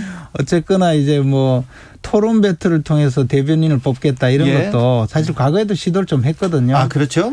근데 이제 그때는 지원자가 많지 않았는데 이번에는 지원자가 꽤 많을 것 같아요. 그래서 오죽하면 그게 시청률이 될 것 같으니까 방송국에서도 중계를 한다는 거거든요. 뭐 그런 정도의 그 분위기를 바꾼 거. 그리고 이제 사실 보수 정당은 과거에 보면 전부 참 얼굴만 보면 답답한 분들이 앉아가지고 회의를 했거든요. 인정하십니까? 아이, 그래요. 네. 저도 제가 그런 소리를 듣는다니까요. 그런데 요즘 보면 어쨌든 그림이 좋잖아요. 자전거 타고 다녀도 그림이 좋고. 제가 이제 그 전철을 타고 국회 앞에 도착해서 의사당역에서 내려서 보니까 따릉이 자전거가 한 대 있더라고요. 저도 타고 이제 그 시간이 좀 늦어서 타고 출근을 하려고 하다가. 아, 그러셨어요? 아니요. 제가 타면 또 이게 또 이준석 흉내 낸다고 요거도 뭘까 봐 저는 그냥 걸어갔거든요. 아, 네. 근데 그런 정도로 당을 좀 바꿨죠. 이미지를요. 지하철 타십니까? 기사 딸린 차 타고 다니시지 않습니까? 기사 없어요. 아, 제 그래요? 차는 10년 된 모합인데 지금 44만 8,895km 달렸어요. 알겠습니다. 자, 배현진, 조수진 최고위원이랑 같이 회의하면 이분들 어떻게 어떻습니까? 다 훌륭한데 주로 이제 배현진 의원은 아무래도 아직까지 홍준표 의원은 측근이니까 홍준표 의원 복당을 많이 요청하고. 아, 그래요? 그러다 보니까 이제 당의 외연 지금 무소속으로 있는 분들 또는 당을 떠난 분들 전부 다 받자 이런 입장을 많이 이야기하고 조수진 의원은 좀 더 아주 균형을 갖추고 뭐 예를 들어서 지금 대선 주자들에 대해서 경선을 준비해야 되는데 경선 관리를 공정하게 하자 뭐 이런 좀 큰 주제를 많이 이야기하죠. 네. 당대표 이준석 호 지금 다 졌습니까? 뭐는 부족합니까 그럼? 아무래도 이제 그 변화에 급급한 것이 이제 이벤트로 좀 그럴 여지가 있고. 그 다음에 이제 지금 이제 어쨌든 대선을 앞두고 있고 우리 당은 후보를 만들어야 되잖아요. 야권 단일 후보를 만드는 것이 승리 지름길이라고 생각을 하면서도 지금 우리 당내에는 후보가 사실 뭐 변변한 후보가 없어요. 솔직히 그것을 인정해야 되는데 그런데 이제 당세가 좋아지니까 당 외에 있는 분들을 받아들이는 노력을 과연 제대로 하느냐에 대해서 저는 조금 걱정스럽기 때문에 비판을 하게 되고 또 다른 분들은 뭐 그렇지 않고 예를 들자면 왜 뭐 중국 그 옛 고사의 맹구주산이라고 아주 사나운 개를 술도가 앞에 묶어놓고 술을 팔면 술이 썩는다는 거잖아요. 술 사러 왔다가 개가 무서워 가는데 지금 우리 당에 예를 들어 윤석열 총장이 입당을 해서 같이 겨루려고 해도 지금 뭐 우리 당에서 들어오라고 막 계속 이야기하지 않습니까? 하는데 그게 정말 들어오면 환영식 해주려고 하는 게 아니고 들어오자마자 그때부터 물어뜯어서 그냥 아웃시키려고 하는 성향이 강하거든요. 그런 성향이 강합니까? 그렇잖아요. 솔직히 이야기해서. 그런데다가 당대표까지도 뭐 비슷하게 이야기를 하니. 그러니까 지금 윤석열 총장이 자꾸 뒤로 좀 약간 좀 후퇴하는 아니 입장을 바꿔놓고 생각해도 들어오겠습니까? 저는 만약에 그런 일이 실제 벌어진다면 당 지도부가 큰 저 비난을 받을 거라고 생각하고 심지어 야권 단일 후보를 만들지 못하는 지경으로 간다면 아마 저 당 지도부가 붕괴되리라고 생각해요. 그래서 우리 당의 지도부가 좀 더 당 외에 있는 분들을 귀하게 여기고 받아들이기 위한 노력을 해야 되고 특히 윤석열 총장에 대해서 네. 공격적으로 대응하는 것은 좀 잘못이라고 생각해요. 아, 그렇습니까? 네. 친박 후보들은, 물론 후보들은 인정해요. 후보들은 뭐 그럴 수도 있죠. 네. 친박 핵심 김재원. 만약에 박근혜 전 대통령한테 몇 사람이 한 두세 사람이 남는다고 하더라도 그 안에 낄 사람이 김재원인데요. 사실 윤석열 전 총장 박근혜 전 대통령을 감옥에 보낸 분이지 않습니까? 아니, 저도 저도 갈 뻔했어요. 그랬어요? 저 징역 5년 구형 받았어요. 누구? 윤석열 총장한테? 윤석열 총장이 서울중앙지검장으로 있을 때 그때 네. 한동훈 차장검사가 지휘하고 네. 그래서 그렇죠. 조사받았죠. 예, 그래가지고 저도 할 뻔했죠. 그리고 그 외에도 조사를 여러 군데 또 받았죠. 그런데 윤석열을 받아들인다. 이거는 쉽지 않을 것 같은데요. 그러니까 이제 우리가 정권 교체 우리 당 입장에서 네. 정권 교체가 최고의 숙제인데 그 정권 교체를 하기 위해서 지금 야권 단일 후보를 만들지 않고 야권이 분열되거나 했을 때 과연 정권 교체가 되겠어요? 저는 안 된다고 봐요. 예. 아예 불가능하거든요. 네. 그런데 야권 단일 후보를 만들기 위해서는 윤석열 전 총장이 우리 당에 입당을 해서 함께 겨루든 네. 정 안 되면 당 밖에 있더라도 결국에는 단일 후보로 가야 되거든요. 연대를 해야 되거든요. 네. 그런 상황에서 제가 개인적으로 감정이 있다고 그것만 내세우면 그게 지금 문제가 있잖아요. 네. 저는 오히려 윤석열 총장이 제가 생각하는 그 정권 교체를 이루어줄 수 있는 그런 소중한 자산이라고 생각하기 때문에 네. 고맙게 생각하고 있어요. 물론 뭐 개인적으로 감정이 하나도 없다 뭐 이런 이야기는 아니고요. 예. 아무튼 이준석 대표가 아마추어 티가 난다, 뭐 준비 안 된 모습이다, 윤 전 총장한테 이렇게 비판의 목소리를 내는 거는 좀 적절치 않다 이렇게 보시는 거네요. 그러니까 이제 아까 말씀드렸듯이 사나운 개가 술도가 앞에 묶여 있는데 그게 술도가 주인까지 사나우면 술 사러 오겠습니까? 알겠어요. 네. 최재형 감사원장은 굉장히 대선에 출마할 듯한 얘기를 하셨어요. 사실 저는 조금 그분이 정말 대선에 출마할까에 대해서 네. 좀 의구심을 가지고 있었는데 또 주위 분들은 출마한다는 분도 있고 전혀 아니라는 분들도 있는데 오히려 이제 최근에 보니까 출마할 뜻으로 네. 보여요. 만약에 출마할 생각이 지금 현재도 없다면 나 출마 안 한다 이렇게 하지 저렇게 반응하지 않겠죠. 근데 그렇죠. 우리 당의 입장에서 순수하게 우리 당의 네. 입장에서는 좋은 후보가 자꾸 생기니까 얼마나 고맙습니까? 그리고 또 하나는 우리 당이 왜 플랫폼 정당을 지향한다고 하잖아요. 네. 궤도만 맞으면 모든 열차들 와서 그냥 서서 승객들 태우고 목적지 보내는 게 플랫폼인데 네. 근데 문재인 정권은 보니까 정말 플랫폼 정권 같아요. 왜요? 검찰총장도 키워가지고 야당 후보로 만들어주고 예. 또 감사원장도 키워서 야당의 대통령 후보로 만들어주니 우리야 얼마나 고맙습니까? 사실 우리 당은 사실 불임정당이라고 놀림받는데 불임정당이 아니라 이제 문재인 정권에서 만든 후보가 이렇게 많이 오니 얼마나 고맙습니까? 그렇습니까? 2661님께서 뒷방 늙은이라뇨. 나이 드신 분들 폄훼하는 겁니다. 정정해 주세요. 그런데 이게 나이 드신 분들 폄훼가 아니라 직접 본인이 내가 뒷방 늙은이라고 했으니까 그건 좀 용서해 주세요. 저 네. 56살이에요. 아, 그래요? 사과하세요 일단. 죄송합니다. 네. 5328님께서 국민의힘 진짜 많이 바뀐 것 같습니다. 무조건 옹호하는 것이 아니라 변화가 느껴집니다. 이렇게 얘기하는데 그러면요. 최고위원님께 묻겠습니다. 윤석열 전 총장은 어떤 행보를 보이고 국민의힘과는 언제쯤 손을 잡을 것 같습니까? 본인. 지금 이제 아까 말씀드렸듯이 사나운 개들이 있으니까 곧바로 들어오기가 좀 부담스러울 거예요. 네. 그래서 조금 시간이 있겠지만 그러나 이제 9월 전에는 네. 9월부터는 아무래도 대선 후보 경선 작업을 시작을 해야 되거든요. 네. 그리고 윤석열 총장은 저는 전혀 연락을 해보거나 연락이 되는 분은 아니지만 제가 듣기로는 정치 참여는 확실히 이제 목표를 정한 것 같아요. 네.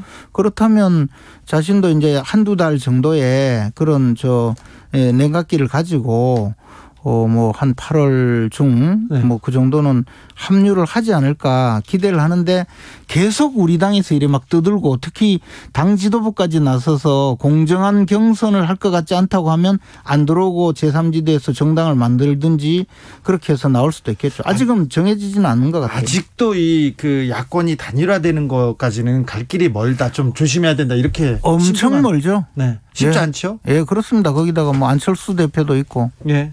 그렇습니다. 네. 국민의힘 당 사무총장으로 한기호 의원이 내정됐습니다. 한기호 의원이 청년 정책에 대해서 굉장히 혁명적인 얘기를 막 해놓으셨더라고요. 근데 그분은요. 네. 그냥 아직까지도 그 육군 야전사령관 네. 그 평생 군인이에요. 네. 우리가 뭐 윤석열 총장을 평생 검찰주의자다 네. 이렇게 막 비판하잖아요. 네. 여당 여권에서. 네. 한기호 의원은 그냥 평생 군인주의자예요. 뭐 말하자면 좀 군인 지상주의예요. 그러니까 네. 그 군인 입장에서 그냥 옛날 군인 있잖아요. 네, 옛날 군인이에요. 꼰대 군이잖아요. 뭐 꼰대보다 하여튼 네. 군인이에요. 그러니까 이야기하면 시원시원하고 좋아. 저는 굉장히 좋아하는데. 네. 뭐 좀 그런 실수 좀 하셨겠죠. 네. 말실수. 아니 근데 군인이 지금 이 야당의 중책을 맡으니까 사람들이 걱정하는 거 아닙니까? 뭐 이제 보급부대장 하는 거니까. 아니 그래도 청년 정책 하는데 24개월로 군대 늘리자 이런 얘기를 하시면 불가능하잖아요. 뭐 신경 안 쓰셔도 돼요. 청년 여러분, 군인 네. 군복무 우리가 줄여드릴게요. 걱정 마세요. 아 그래요? 예. 네. 김재원 최고위원은 믿겠습니다만 한기호 사무총장이 막 소리를 높이면 네. 아이 그분 그렇게 못해요. 그렇습니까? 이준석 대표가 박근혜 전 대통령을 조롱했다 이런 얘기도 나옵니다. 내가 당대표 된 거를 감옥에서 보면 위안이 됐길 바란다 이 얘기 때문에 그런 것 같은데요. 근데 이제 그걸 잘라서 그런데 사실은 네. 내가 그분께서 저를 영입했는데 이렇게 성장한 네. 걸 보면 그래도 좀 위안을 얻지 않을까. 뭐 내가 감옥에서 내가 대표가 된 걸 알기나 할까. 예. 뭐 이렇게 이야기한 건데 축약해서 이제 그런 말이 나왔던 것 같더라고요. 네. 원문을 보니까 뭐 그 정도 말이라면 충분히 할 수 있는 것 아닐까요? 아, 오히려 좀 약간 순진한 생각에 박 대통령이 그래도 자기는 자기가 당대표가 된 걸 알면 기뻐하지 않을까 뭐 이런 생각으로 이제 자신을 영입했으니까. 네, 네. 순진한 생각입니까? 아니 이제 그분은 되게 순진한 분이거든요. 우리 이준석 대표가. 네. 박근혜 전 대통령은 건강 괜찮으신가요? 최근에 뭐 한 주에 한 번씩 치료받는 걸로 알고 있고 네. 뭐 건강하겠어요. 솔직히 이야기해서. 박근혜 전 대통령 사면에 대해서는 어떻게 생각하세요? 저는 빨리 사면하는 게 맞다고 봐요. 네. 문 대통령이 이것은 이제 뭐 다른 이유 전체보다도 이제는 역사와의 화해를 한다. 네. 그런 측면에서 생각하셔서 사면을 해주는 것이 이제 국민들이 사면 반대하는 분들이 많잖아요. 그러나 시간이 지나면 네. 지금 우리 국민들 중에 어느 누구도 선고된 형기 20년이 넘는 형기를 전부 다 복역하리라고 생각하지 않잖아요. 네. 그러면 문재인 대통령이 오히려 그 화해한다는 의미로 네. 사면을 하시는 것이 결자 해지 차원에서도 좋고. 박근혜 전 대통령 사면과 이명박 전 대통령 사면도 동시에. 저는 동시에 하면 좋겠어요. 그런데 뭐 일각에서는 박근혜 전 대통령만 사면하고 이명박 대통령은 뭐 국민의힘 주변에서도 그런 사람들이 많습니다.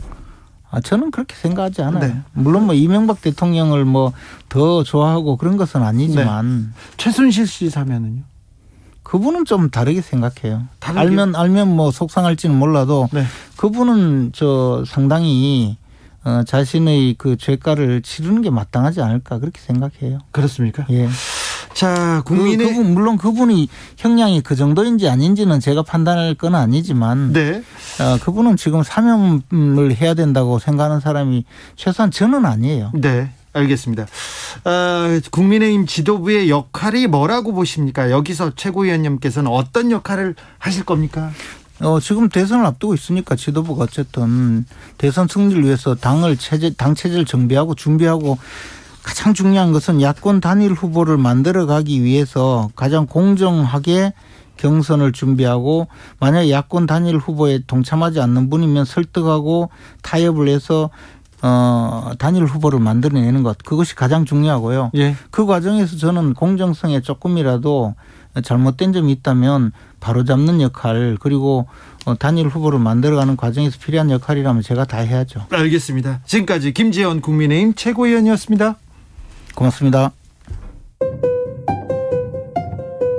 정치 피로, 사건 사고로 인한 피로, 고달픈 일상에서 오는 피로. 오늘 시사하셨습니까? 경험해보세요. 들은 날과 안 들은 날의 차이. 여러분의 피로를 날려줄 저녁 한 끼 시사 추진우 라이브.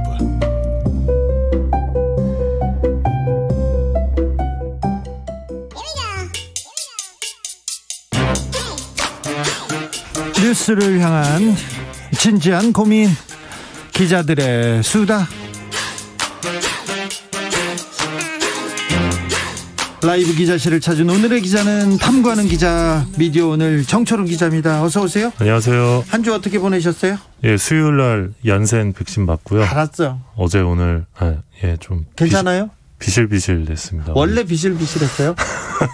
근데 아파요? 아니, 어제 좀 아프더라고요. 아, 그랬습니까? 네, 제 동생도 맞았는데 네. 동생은 전혀 안 아팠다고 하더라고요. 네. 근데 저는 아파가지고. 정철훈 기자, 저 만나자마자 또 얀센 맞았다고 자랑부터 하시네. 자, 오늘 어떤 이야기 준비하셨어요? 예, 아까 저기 최영일 평론가도 얘기하셨던 것 같은데 예. 그 G20 보도, G7 보도. 네. 그 최근에 문재인 대통령이 2박 3일 일정으로 G7 정상회의 일정 마치고 돌아오셨는데 네. 이명박 대통령 시절 G20 보도에 비해서 보도량이 너무 적다. 어느 정도 적습니까? 그런 얘기가 있어서 이 팩트체크 전문 미디어 뉴스톱이라는 곳에서 네. 이제 보도량을 비교해봤습니다. 예.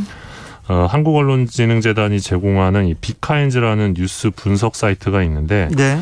여기서 이제 54개 매체에서 3일간 등장했던 보도량을 다 따져봤습니다. 네. 일단 문 대통령이 다녀온 G7 관련된 기사는 3일간 총 845건으로 나타났고요.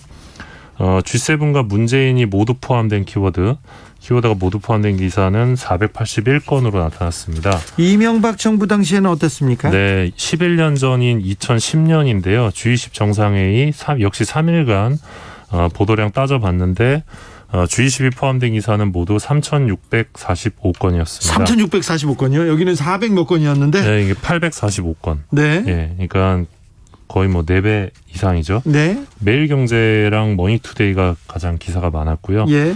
근데 이 수치는 조선일보랑 YTN 기사가 포함되지 않은 수치라고 합니다. 이거 조선일보하고 YTN 기사 많이 썼을 텐데요. 많이 썼어요, 그때. 예, 이 비카인즈 한계 때문에 네. 이게 포함이 안 되는데 그래서 따로 체크를 해보니까 한 4,000건 가량 나왔다 기사가. 예. 그러니까 845건 대 4,000건 정도로 보시면 되고요. 예. G20하고 이명박이 모두 포함된 기사는 1,200건 정도였다고 합니다. 481대 1,200이네요. 네, 그렇습니다. 그래서 일단 양적으로는 확실히 차이가 있었다 이렇게 볼 수 있고요. 근데요, 저는요. 이게 더 중요했다고 봐요. 기사의 가치, 기사의 중요성에 비해서 기사가 구석에 있어요. 계속 G7 정상회의 할 때 계속 일면 톱기사, 일면 사진은 이준석 국민의힘 대표였습니다. 예, 실제로 말씀하신 대로 이 11년 전 기사랑 지금 기사를 또 보면 G20 당시 기사들은 그 주면 1면에 주요한 면에 좀 배치가 많이 됐었다고 합니다. 네. 근데 G7 보도의 경우는 대부분 1면에 주로 배치를 하지 않았고 주로 이제 평가 위주의 기사, 그러니까 G7이 끝난 뒤에 그런 기사들이 좀 많았다고 합니다. 네. 그리고 또 11년 전에는 G20 정상회의 개최로 이 450조 이상의 경제 효과와 240만 명 이상의 고용 증가에 기여할 것이다. 이런 기사 정말 많이 나왔어요. 네, 이런 기사들이 예. 과도한 보도량과 함께 지나친 그런 평가도 있었다고 그렇죠. 합니다. 회의 한번 열었는데 450조 효과인데 그때 삼성경제연구소에서 이런 내용 나왔거든요. 아니 그러니까 450조 이상 경제 효과라고 하지 말고 1,000원이라도 줬으면 내가 말을 안 하겠다는 얘기를 그 당시에 제가 했었어요. 그러니까 사실 그 당시 G20 정상회의가 사실 서울에서 개최가 됐고 예. G7 소속 국가가 아닌 나라 중 최초로 또 개최를 했었다고 합니다. 아시아 최초였고 국내 최초 개최였던 점 이런 부분들 때문에 저는 기사량이 많을 수 있다고는 생각을 해요. 근데 그럼에도 불구하고 일단 좀 양적으로 차이가 너무 많이 나고 양적으로 또 질적으로 그때 네. 이명박 대통령에 대한 칭송 예. 세종대왕급이었지 않습니까? 그때 언론에서 보는 거는. 그러니까 저는 이제 이번 경우를 두고 이명박 G20 때처럼 문재인 G7도 보도해야 된다. 그렇게 생각하진 않아요. 저는 그렇게 생각하지는 않고요. 네, 저도요. 다만 중요한 거는 왜 이렇게 이 비슷한 행사에 왜 이렇게 보도량이 많이 차이가 나고 그렇죠. 보도 내용에도 왜 이런 차이가 나냐 이 부분인 것 같습니다. 네. 이명박 전 대통령하고 박근혜 전 대통령 해외 순방했을 때 언론에서 패션 외교 그다음에 외국어 잘해요 그다음에 뭘 해요 햇빛은 쨍쨍 정말 엄청나게 낯뜨거운 보도 많았어요. 아까 예. G20에서도 경제 효과가 450조랍니다.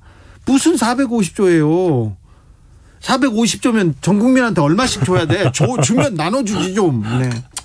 그런데 아무튼 그때는 예. 좀 낯뜨거웠는데 지금은 너무 냉정함을 되찾아가지고요. 조금 웃겨요. 네, 네. 그렇습니다. 다음 이야기로 가볼까요? 예, 그 언론개혁 구호를 외치고 있는 더불어민주당이 이 미디어 혁신특별위원회를 5월 31일 날 구성을 했는데 네. 출범 18일 만에 이 언론개혁안을 내놨습니다. 3대 개혁안으로 볼 수 있는데 하나는 공영방송 사장 추천권을 내려놓겠다. 또 하나는 포털의 뉴스 편집권을 없애겠다. 마지막 하나는 언론 피해 손해배상액을 높이겠다. 요게 이제 핵심으로 언론개혁안을 내놨습니다. 네. 앞서 송영길 민주당 대표가 엊그제였죠. 16일에 국회교섭 단체 대표 연설에서 이례적으로 이 미디어 환경 혁신을 강조를 했는데요. 네. 여기서 이제 언론을 가리켜서 언론의 사명은 뒷전인 채 뉴스 포털에 자신의 생존권을 맡겨왔고 클릭 경쟁에 매몰되는 사이 언론의 사회적 책임은 방기돼 왔다. 그리고 포털은 뉴스 알고리즘을 내세워서 여론 지형과 시장을 자의적으로 왜곡하고 있다는 지적이 많았다. 이렇게 당대표가 직접 꼬집었고요. 네. 더불어서 이 잘못된 보도로 개인의 사회적 생명이 무너지고 기업이나 특정 업종에 돌이킬 수 없는 피해가 발생해도 언론은 제대로 책임지지 않는다. 이런 지적을 당대표가 했는데 이런 우려가 또 있기도 하죠. 예, 바로 다음 날에 미디어 특위에서 이 지적이 이 문제의식이 언론개혁 법안으로 등장했습니다. 그래서 이 법안이 이렇게 나왔는데요. 예. 정철훈 기자는 어떻게 생각해요? 이 일단, 세 가지 법안. 저는 세 가지 다 일단 의미가 있다고 보고요. 예? 일단 김용민 의원이 이 미디어 특위의 위원장인데 포털 뉴스 배치는 사용자가 직접 결정해야 한다 이런 입장입니다. 그래서 네이버 다음에 알고리즘 뉴스 추천 서비스를 아예 없애버리는 그런 전면적인 전환 개편을 예고하고 있는 상황인데요. 근데 이제 뉴스 알고리즘 공개 이 요구가 그러니까 지금까지는 이제 그 뉴스의 알고리즘을 공개하라 계속 포털에 요구했는데 네. 이것만으로는 포털의 문제를 해결할 수 없다 이렇게 판단하고 아예 지금 알고리즘 뉴스 추천을 없애버리는 쪽으로 택한 거거든요. 네. 그래서 관련해서 김의겸 열린민주당 의원이 최근에 이런 내용을 담은 신문법 개정안을 내기도 했는데 이 부분과 관련해서 지나치게 이 포털의 문제를 알고리즘 하나만 갖고 해결하려는 것 아니냐 뭐 이런 지적도 있는 상황입니다. 쉽게 말하면 알고리즘 추천 뉴스 서비스를 없애더라도 이 언론이 과연 포털 종속에서 벗어날 수 있을 것이냐 여기에 대한 회의적인 시각이 있습니다. 이게 구체적인 대안이 될까 좀 고민이 됩니다. 예. 좀 우려할 만한 점이 있어요. 예, 그래서 사실 민주당 안대로 지금 가게 되면 네이버 뉴스 스탠드의 경우는 지금 살아남을 수 있는데 사실 뉴스 스탠드에 뭐 조선일보, 중앙일보 다 지금 입점해 있는 상황인데 이들 언론사들이 가진 뉴스의 문제는 그대로 방치가 될 수 있다. 뭐 이런 한계가 그렇죠. 지적되고요. 네. 또 포털에서의 뉴스 지형은 그대로인 채 뉴스 소비만 전반적으로 줄어들 수도 있다. 이런 우려도 있는 상황입니다. 예. 언론 보도 징벌배상의 경우는 조국 사태 당시에 이제 많은 분들이 요구했던 언론개혁의 핵심 이슈인데요. 이 대목을 보면 이 미디어 특위는 이 허위 조작 보도에 대한 손해액을 3천만 원 내지는 5천만 원으로 일단 추정을 하고 인정되는 손해액의 3배 또는 5배를 배상하도록 했습니다. 그래서 뭐 최대 한 2억 5천까지 낼 수 있게 되는 셈인데 이 언론 보도에 따른 위자료 산정이 원래 좀 어렵습니다. 그렇죠. 그래서 이런 식으로 추정액이 대부분의 사건에 적용될 수 있는데 지금 3천만 원, 5천만 원 기준을 어떻게 설정했는지가 좀 명확하지가 않습니다. 그래서 구체적으로 손해액 산정 논의 과정을 미디어 특위가 밝힐 필요가 있고요. 또 한 가지 다행인 점은 이 취재 대상이 정무직 공무원, 국회의원 같은 분들 그리고 대기업, 임원들 같은 경우는 악의적 목적이 있는 경우에만 이 징벌적 배액배상제가 적용되도록 했습니다. 그러니까 주진우 기자 같은 기자들이 기사를 쓸 때 위험에 처하지 않도록 하는 그런 방안이라고 볼 수 있는데요. 저는 뭐 배상액을 높여도 됩니다. 저는 사실 보도를 했기 때문에 네, 전혀 걱정이 없습니다. 저는 징벌적 배상제도 손해배상제도 찬성하는 편입니다. 미디어 특위에서 또 어떤 이야기가 나왔습니까? 가장 눈여겨볼 대목은 공영방송 지배구조 개선인데요. 김용민 위원장께서 이 민주당이 공영방송에 대한 정치적 후견주의 타파에 앞장서겠다고 밝혔습니다. 그래서 정치권에서 관행적으로 추천했던 KBS, MBC, EBS 이사 추천을 제도적으로 바꾸겠다고 밝혔는데요. 제가 이제 취재를 해보니까 정필모 민주당 의원이 작년 11월에 발의했던 개정안이 최우선으로 통과될 예정이다 이런 얘기가 있습니다. 어떤 안이죠? 100명의 국민들을 대상으로 이제 이사 후보 추천 국민위원회를 구성한 다음에 이분들이 공영방송 이사를 이제 투표를 통해서 다득표로 13명씩을 선출을 하는 겁니다. 그리고 공영방송 사장의 경우는 위원회가 투표로 추천한 복수의 후보 중 한 명을 이사회가 특별다수제로 의결하는 안인데요. 사실 이 국민들이 직접 공영방송 이 이사와 사장을 뽑는다. 이게 고 이용마 전 MBC 기자의 어떤 그 뜻이기도 했는데 드디어 국회에서 이 논의가 본격화될 것으로 보입니다. 이용마 선배는 다른 얘기도 많이 했었는데 MBC 좀 제발 잘하라고 그런 얘기도 좀 했었는데 자 앞으로 언론 지형이 어떻게 바뀌게 될지 좀 계속 살펴보겠습니다. 좀 의미 있는 변화인데 좀 더 의미 있는 변화가 되기 위해서 더 많은 논의가 좀 필요할 것 같습니다. 네, 자 다음으로 어떤 이야기로 가볼까요? 미디어오늘이 한 인터넷 매체와 그 홍보대행사가 맺은 이 온라인 뉴스 플랫폼 제공 계약서를 이제 입수를 했는데요. 그런데요? 여기 보면 이 홍보대행사의 기사 작성 권한과 전송 권한을 통째로 넘겨버리는 계약이 구체적으로 드러납니다. 잠시만요. 지금 언론사에서 홍보 대행사한테 기사를 작성해서 올릴 수 있는 권한을 준다고요? 네. 홍보 대행사한테요? 언론사가요? 그래서 홍보 대행사가 기사를 써서 올리는 거죠, 그냥. 이게 말이 돼요? 이게 대한민국 언론의 현실인데요. 네. 여기 보면 계약서를 보면 갑이 언론사고 을이 홍보 대행사인데 이 갑은 을에게 콘텐츠를 게재할 수 있도록 사이트를 제공한다. 이런 내용이 계약의 핵심입니다. 계약서에 아예 나왔어요? 그러니까 지금까지는 보면 이제 보도 자료를 기사화해서 돈을 버는 식이었는데 그렇죠. 이제는 아예 기사 전송 권한을 그냥 아이디를 다 넘겨주는 셈이죠.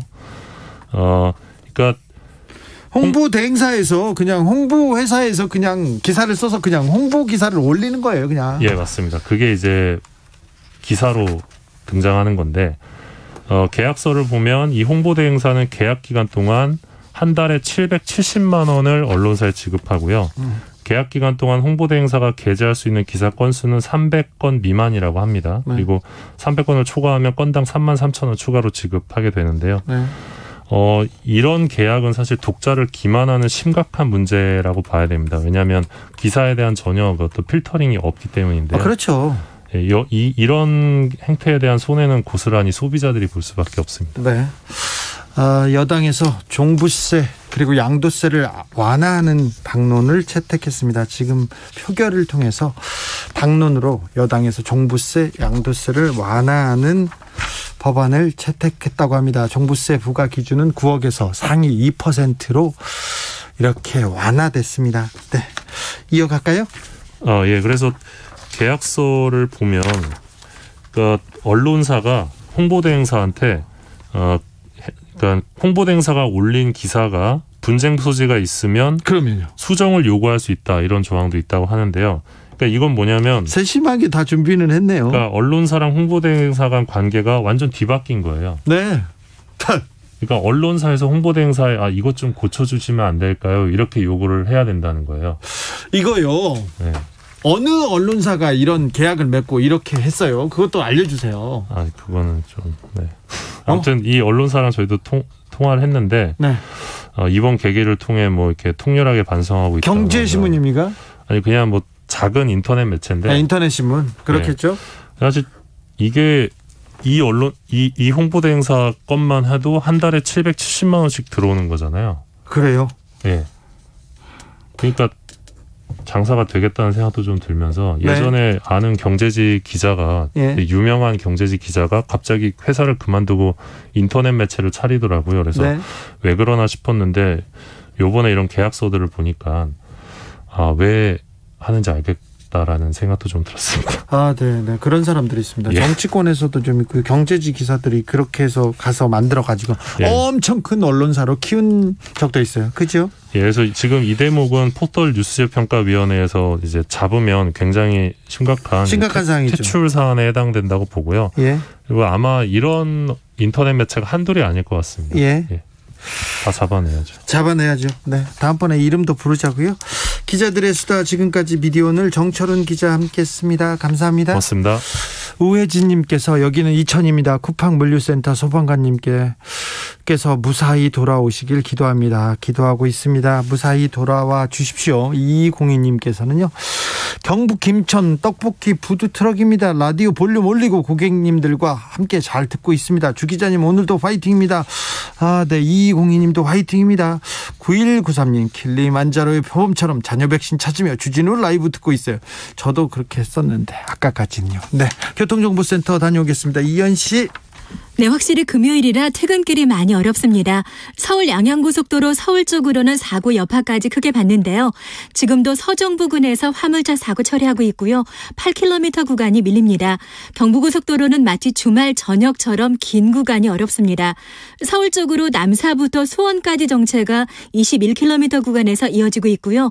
더 가서도 죽전 휴게소에서 판교, 달래내에서 반포 쪽으로 답답합니다. 부산 쪽으로 가신다면 서울 요금소에서 수원까지 정체고, 그리고 충청권의 정체가 오늘 무척 심한데요. 북천안 부근에서 밀리다가 천안에서 천안 휴게소 부근까지 17km 구간 정체입니다. 또 회덕 분기점 부근이나 비룡 분기점 부근에서도 속도가 뚝 떨어집니다. 동대구 분기점 부근 부산 쪽의 정체는 사고가 있어서입니다. 중부 내륙고속도로 창원 쪽이고요. 상주 터널 부근의 정체가 사고 때문이니까 참고하시기 바랍니다. 감곡과 여주 사이는 양방향으로 차가 많습니다. KBS 교통정보센터였습니다.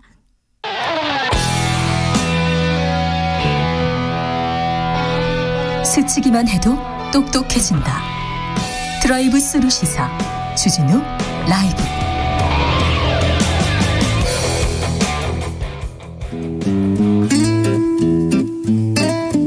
현실의 불이 꺼지고 영화의 막이 오릅니다. 영화보다 더 영화 같은 현실. 오늘의 시사 시작합니다. 라이너의 시사회. 영화 전문 유튜버 라이너 어서 오세요. 네, 안녕하세요. 오늘은 어떤 이야기 해볼까요? 네, 최근 G7 정상 회의 참여가 되게 큰 이슈인 것 같은데요. 국가의 중대사를 얘기할 때 외교 문제가 빠질 수가 없습니다. 네. 그래서 사실 국내 문제 다루는 거하고 또 국제 문제를 다루는 거는 되게 다른 지혜가 필요한 것 같은데요. 그래서 오늘 이 외교 이슈 관련된 영화를 얘기해 보려고 했는데, 지금 굉장히 다양한 작품에서 외교 문제를 다루고 있긴 합니다. 뭐 영화 감기 같은 작품에서는 한국 대통령이 한미 연합사령부와 이렇게 미국과 대립하죠. 네, 대립하고 갈등하는 그런 내용을 그리기도 하고요.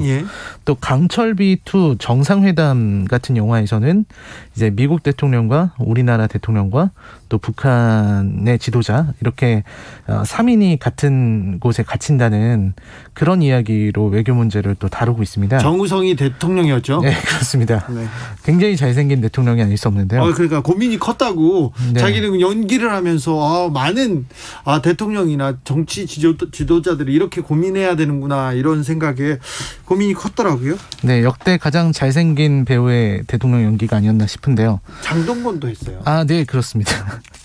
근데 이제 사실 북한과의 관계가 가장 많이 나오는 것 같고요. 예. 그 다음에 이제 중국이나 일본과의 어떤 외교 문제를 다룬 작품들이 많았는데 사실 오늘은 그런 작품들 중에서도 조선시대를 그리고 있는 남한산성이라는 영화를 가지고 왔습니다. 아, 남한산성. 고민이 벌써부터 시작됩니다. 병자호란 때 있었던 일이죠. 네, 맞습니다. 병자호란이라는 역사적 사건을 앞두고요. 예. 사실 그 전에 광해군의 중립외교 이런 걸 많이 배웠었잖아요. 예. 실제로 영화 광해라는 영화에서는 이병헌 씨가 이제 1인 2역을 했었는데 네. 거기에서 대동법이라든지 중립외교 이런 것들을 그리기도 했었죠. 네, 영화 광해 보고 대통령님께서 영화 광해 보고 엄청 펑펑 우셨죠. 그때. 네, 그랬는데요. 근데 이제 이런 어떤 외교관들의 이야기가 나오는 작품은 아니어서요. 사실 우리가 어떤 병자호란이라고 하는 게 외교 실패에서 온 전쟁이다 이렇게 보는 시각들이 있습니다. 네. 그래서 그 전쟁에서 청나라와 우리의 관계 네. 그리고 그런 어떤 외교 문제로 인해서 불거진 전쟁에 대응하는 네. 그런 어떤 수뇌부들의 이야기를 그린 작품이라서 일단 비참하죠. 네, 비참합니다. 네, 비참합니다. 청나라를 어떻게 할 것인가. 힘이 없어. 힘이 네. 부족한데 싸울 것인가. 아니야. 백성들을 위해서 또 화해해야 될 것인가. 남한산성으로 영화 속으로 걸어 들어가 보겠습니다. 네, 남한산성은 말씀하신 것처럼 병자호란을 네. 다루고 있습니다. 사실 저희가 생각할 때는 그때 우리가 약했던 거는 어쩔 수 없는 사실이고 그때 또 청나라가 너무 강력한 시대였었거든요. 네. 그 누르하치에서부터 황태국으로 이어지는 그 라인이 너무 강력했었는데요. 게다가 그때 당시 우리가 임진왜란 때와는 다르게 좀 대응할 시간이 적었다는 것도 큰 문제였습니다. 네. 임진왜란 때는 명나라의 도움도 있었고 의병의 활동도 있었고 이순신이라는 그런 영웅도 있었는데 일본하고 또 중국하고 또 힘이 또 달랐으니까요. 네, 그때 또 만주가 엄청났었으니까요. 예. 우리는 지금은 그럴 수가 없어서 굉장히 비참하게 어쩔 수 없이 이게 판타지로 가면은 박씨부인전 같은 작품이 되고요. 리얼하게 가게 되면은 이런 남한산성 같은 작품이 되는데요. 이 작품은 되게 중요하게 그려지는 게 임금의 선택보다는 그 두 신하의 이야기에 집중하고 있습니다. 예.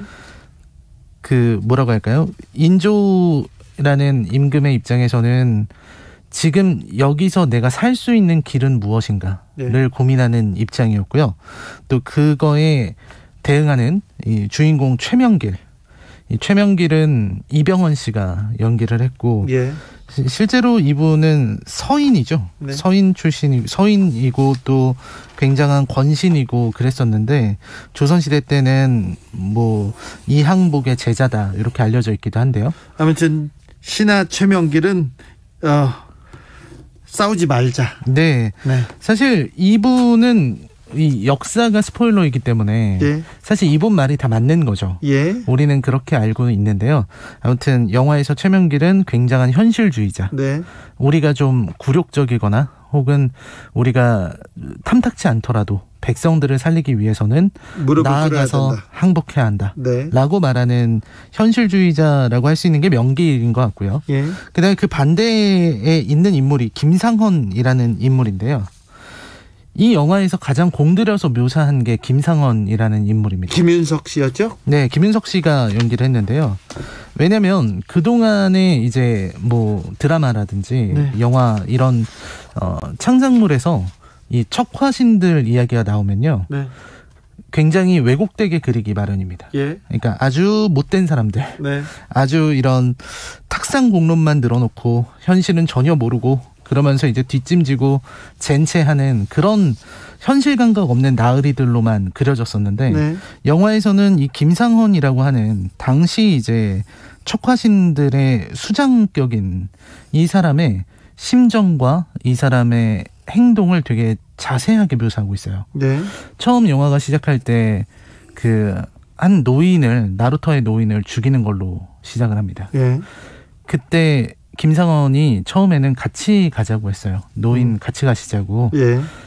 나랑 같이 가지 않겠냐 그랬는데 그걸 거절했고 또 그 사람은 만약에 청나라가 나에게 와서 청나라 군대가 오면은 길을 알려줄 것이다 라고 했기 때문에 거기에서 김상원은 그 사람을 죽였습니다. 좀 너무하더라고요. 네, 너무한데요. 이게 어떤 김상원이란 캐릭터를 보여주는 것 같습니다. 네, 그렇습니다. 그러니까 한편으로는 백성을 사랑하는 마음이 있어서 이 노인을 살리고 싶지만 네. 나라에 방해가 된다고 여겨지면 가차없이 살인을 할 수 있는 인물. 예. 이런 어떤 비정한 인물로 그려집니다. 그래서 사실 그 전까지만 해도 척화신들을 단순한 권신들, 권력에 미친 신하들 이런 걸로만 알고 있었는데 이 사람들도 각자 캐릭터가 있고 생각이 있다는 걸 보여준 작품이기도 했습니다. 네. 그래서 결국 이 두 사람이 대결을 하는 건데요. 네. 이제 김상원 이게 소설이랑 영화랑 저는 약간 차이를 좀 느꼈어요. 소설에서는 이 원래 김훈의 소설인데요. 예, 김훈 작가의 남한산성을 모티브로 했다고 합니다. 네, 김훈 작가의 남한산성에서는 그 이 두 사람의 대결이 정말 길게 그려지지만 그 논리를 바라보는 재미가 되게 있었습니다. 근데 영화에서는 이 두 사람이 얘기를 할 때 그 안에 감정과 이런 것들을 읽을 수 있게 되니까 조금 다른 느낌으로 다가오더라고요. 네. 아무튼 김상원은 명분론을 내세우면서 명나라와의 관계 때문에라도 우리가 청나라에 항복해서는 안 된다. 네, 싸워야 된다. 싸워야 된다. 죽더라도 싸우다가 죽어야 된다. 네, 그렇죠. 라는 얘기를 했었고요. 예. 명길은 아까도 말씀드렸지만 싸우면 안 된다라는 얘기를 합니다. 네. 그래서 이 영화에서 김상원을 계속해서 얘기를 하는 것도 그런 이유다라고 말씀드립니다. 감독이 남한산성에서 하고 싶었던 이야기는 뭘까요? 네, 저도 이 부분이 제일 중요하다고 생각을 하는데요. 네. 사실 최명길과 김상원의 이 남한산성을 보고 있자면 어떤 이 외교 문제를 대하는 이런 신하들의 태도에 따라서 어떤 일들이 벌어지는가가 느껴져요. 네. 여기서도 항복문서를 쓰는 장면이 나옵니다. 네. 항복문서를 누가 쓰는가 하는 부분에서 이 모든 다른 신하들은 거부해요. 예. 역사에 남으니까. 너무 치욕적이니까. 네, 역사에 남으니까요. 근데 그걸 나서서 하는 인물이 최명길이었습니다. 그리고 실제 역사에서는 김상원이 그걸 찢어버렸다고 합니다. 그때 최명길이 자기처럼 항복문서를 쓰는 신하도 있어야 되고 상원처럼 이걸 찢어버리는 신하도 있어야 한다 라고 얘기하면서 그럼에도 우리가 항복해야 되는 이유를 계속 얘기했다고 하더라고요. 근데 영화에서 말하는 게 무엇인가 생각을 해보면 사실 우리가 이 외교를 하고 또 이러는 이유가 삶의 길을 찾기 위한 거잖아요. 네. 최명길이 말하는 것도 삶의 길이었고 상원이 말하는 것도 살아가는 길이었습니다. 단지 이제 두 사람이 바라보는 길이 달랐던 게 아닌가 하는 생각이 들고요. 그래서 이때 그 영화가 말하고자 하는 건 그런 것 같아요. 이 가장 큰 위기가 다가왔을 때 우리가 가져야 되는 거는 최명길이 갖고 있었던 것 같은 냉정하고 침착한 태도, 그리고 누군가는 책임을 져야 된다는 그런 어떤 책임의식, 이런 것들이 필요한 것이다 라는 얘기를 했다고 생각을 합니다. 인주. 네. 네. 왕이 중요한데 왕은 이렇게 무기력하구나 그런 생각도 해보고요. 네, 왕은 진짜 무기력한 모습을 보였고 네. 그리고 사실 왕이 할 수 있는 일이 거의 없었고요.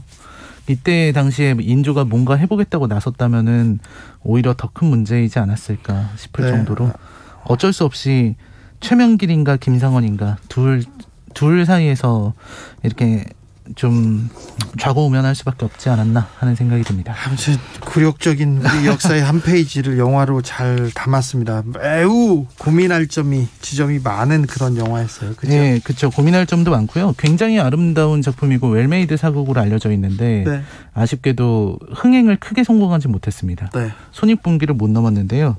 그 이유가 저는 좀 약간 이 영화가 중간에 좀 루즈해지는 면도 있지만 좀 소설에서 있었던 장점들을 좀 모호하게 드러냈던 것 같아요. 그 부분에서 조금 더 명확한 메시지를 전달했다면 좋지 않았을까 하는 생각이 들었습니다. 소설보다 훨씬 좋다고, 영화가 좋다고 하는 사람들도 있습니다. 자, 네, 맞습니다. 시사회 오늘의 작품은 남한산성이었습니다. 네. 라이너 오늘도 감사합니다. 네, 고맙습니다. 피곤하고 지친 자들이여 여기로 오라. 이곳은 주 기자의 시사 맛집 주토피아. 주진우 라이브. I messed up tonight. I lost the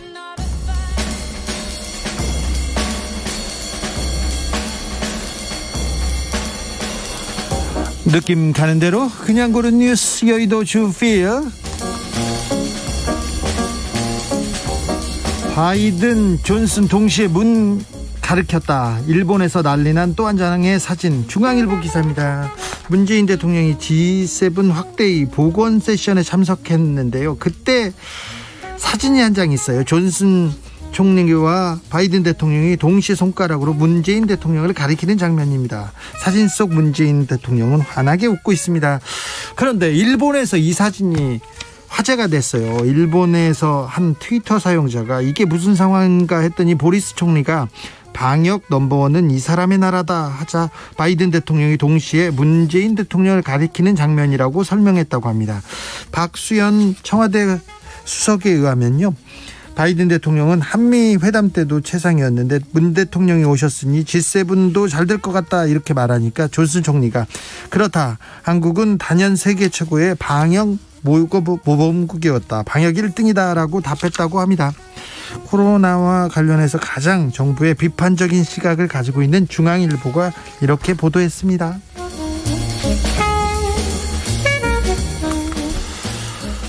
문재인이 오스트리아를 방문한 진짜 이유, 동아일보 기사입니다. 문이 오스트리아를 방문한 진짜 이유는 뭘까요? 동아일보는 뭐라고 썼냐면요, G7 정상회담을 마치고 문재인 대통령이 오스트리아를 간 이 특별한 이유가 있었을까 믿고 싶지는 않지만 김정숙 여사한테 벨베데레 국빈 만찬 같은 마지막 선물을 안겨주기 위해 기획한 건 아닌지 몹시 궁금했다, 이렇게 창의적인 얘기를 합니다. 이게 무슨 얘기지? 근데 뒤쪽에 가보면요, 젊은 날 위수 김동을 외쳤던 집권 세력이다 이렇게 얘기하는데, 젊은 날 위대한 수령 김일성 동지를 외쳤다고 합니다. 지금 집권 세력이, 문재인 대통령 세력이 젊은 날 위대한 수령 김일성 동지를 외쳤답니다. 이렇게 외친 사람이 누군가요? 알려주세요.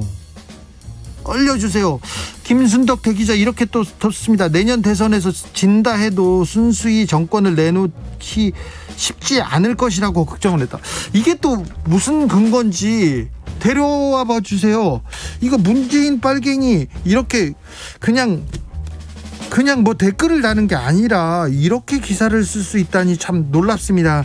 오스트리아는 국빈 방문을 했는데 오스트리아에서 이 엄중한 코로나 시기에 김정숙 여사한테 궁 구경시켜주기 위해서 국빈 방문을 했다는 이런 자체의 시각이 너무 좀 놀랍습니다. 동아일보 김순덕 대기자님 기사 너무 쉽게 쓰십니다. 함부로 쓰십니다. 좀 웃겨요.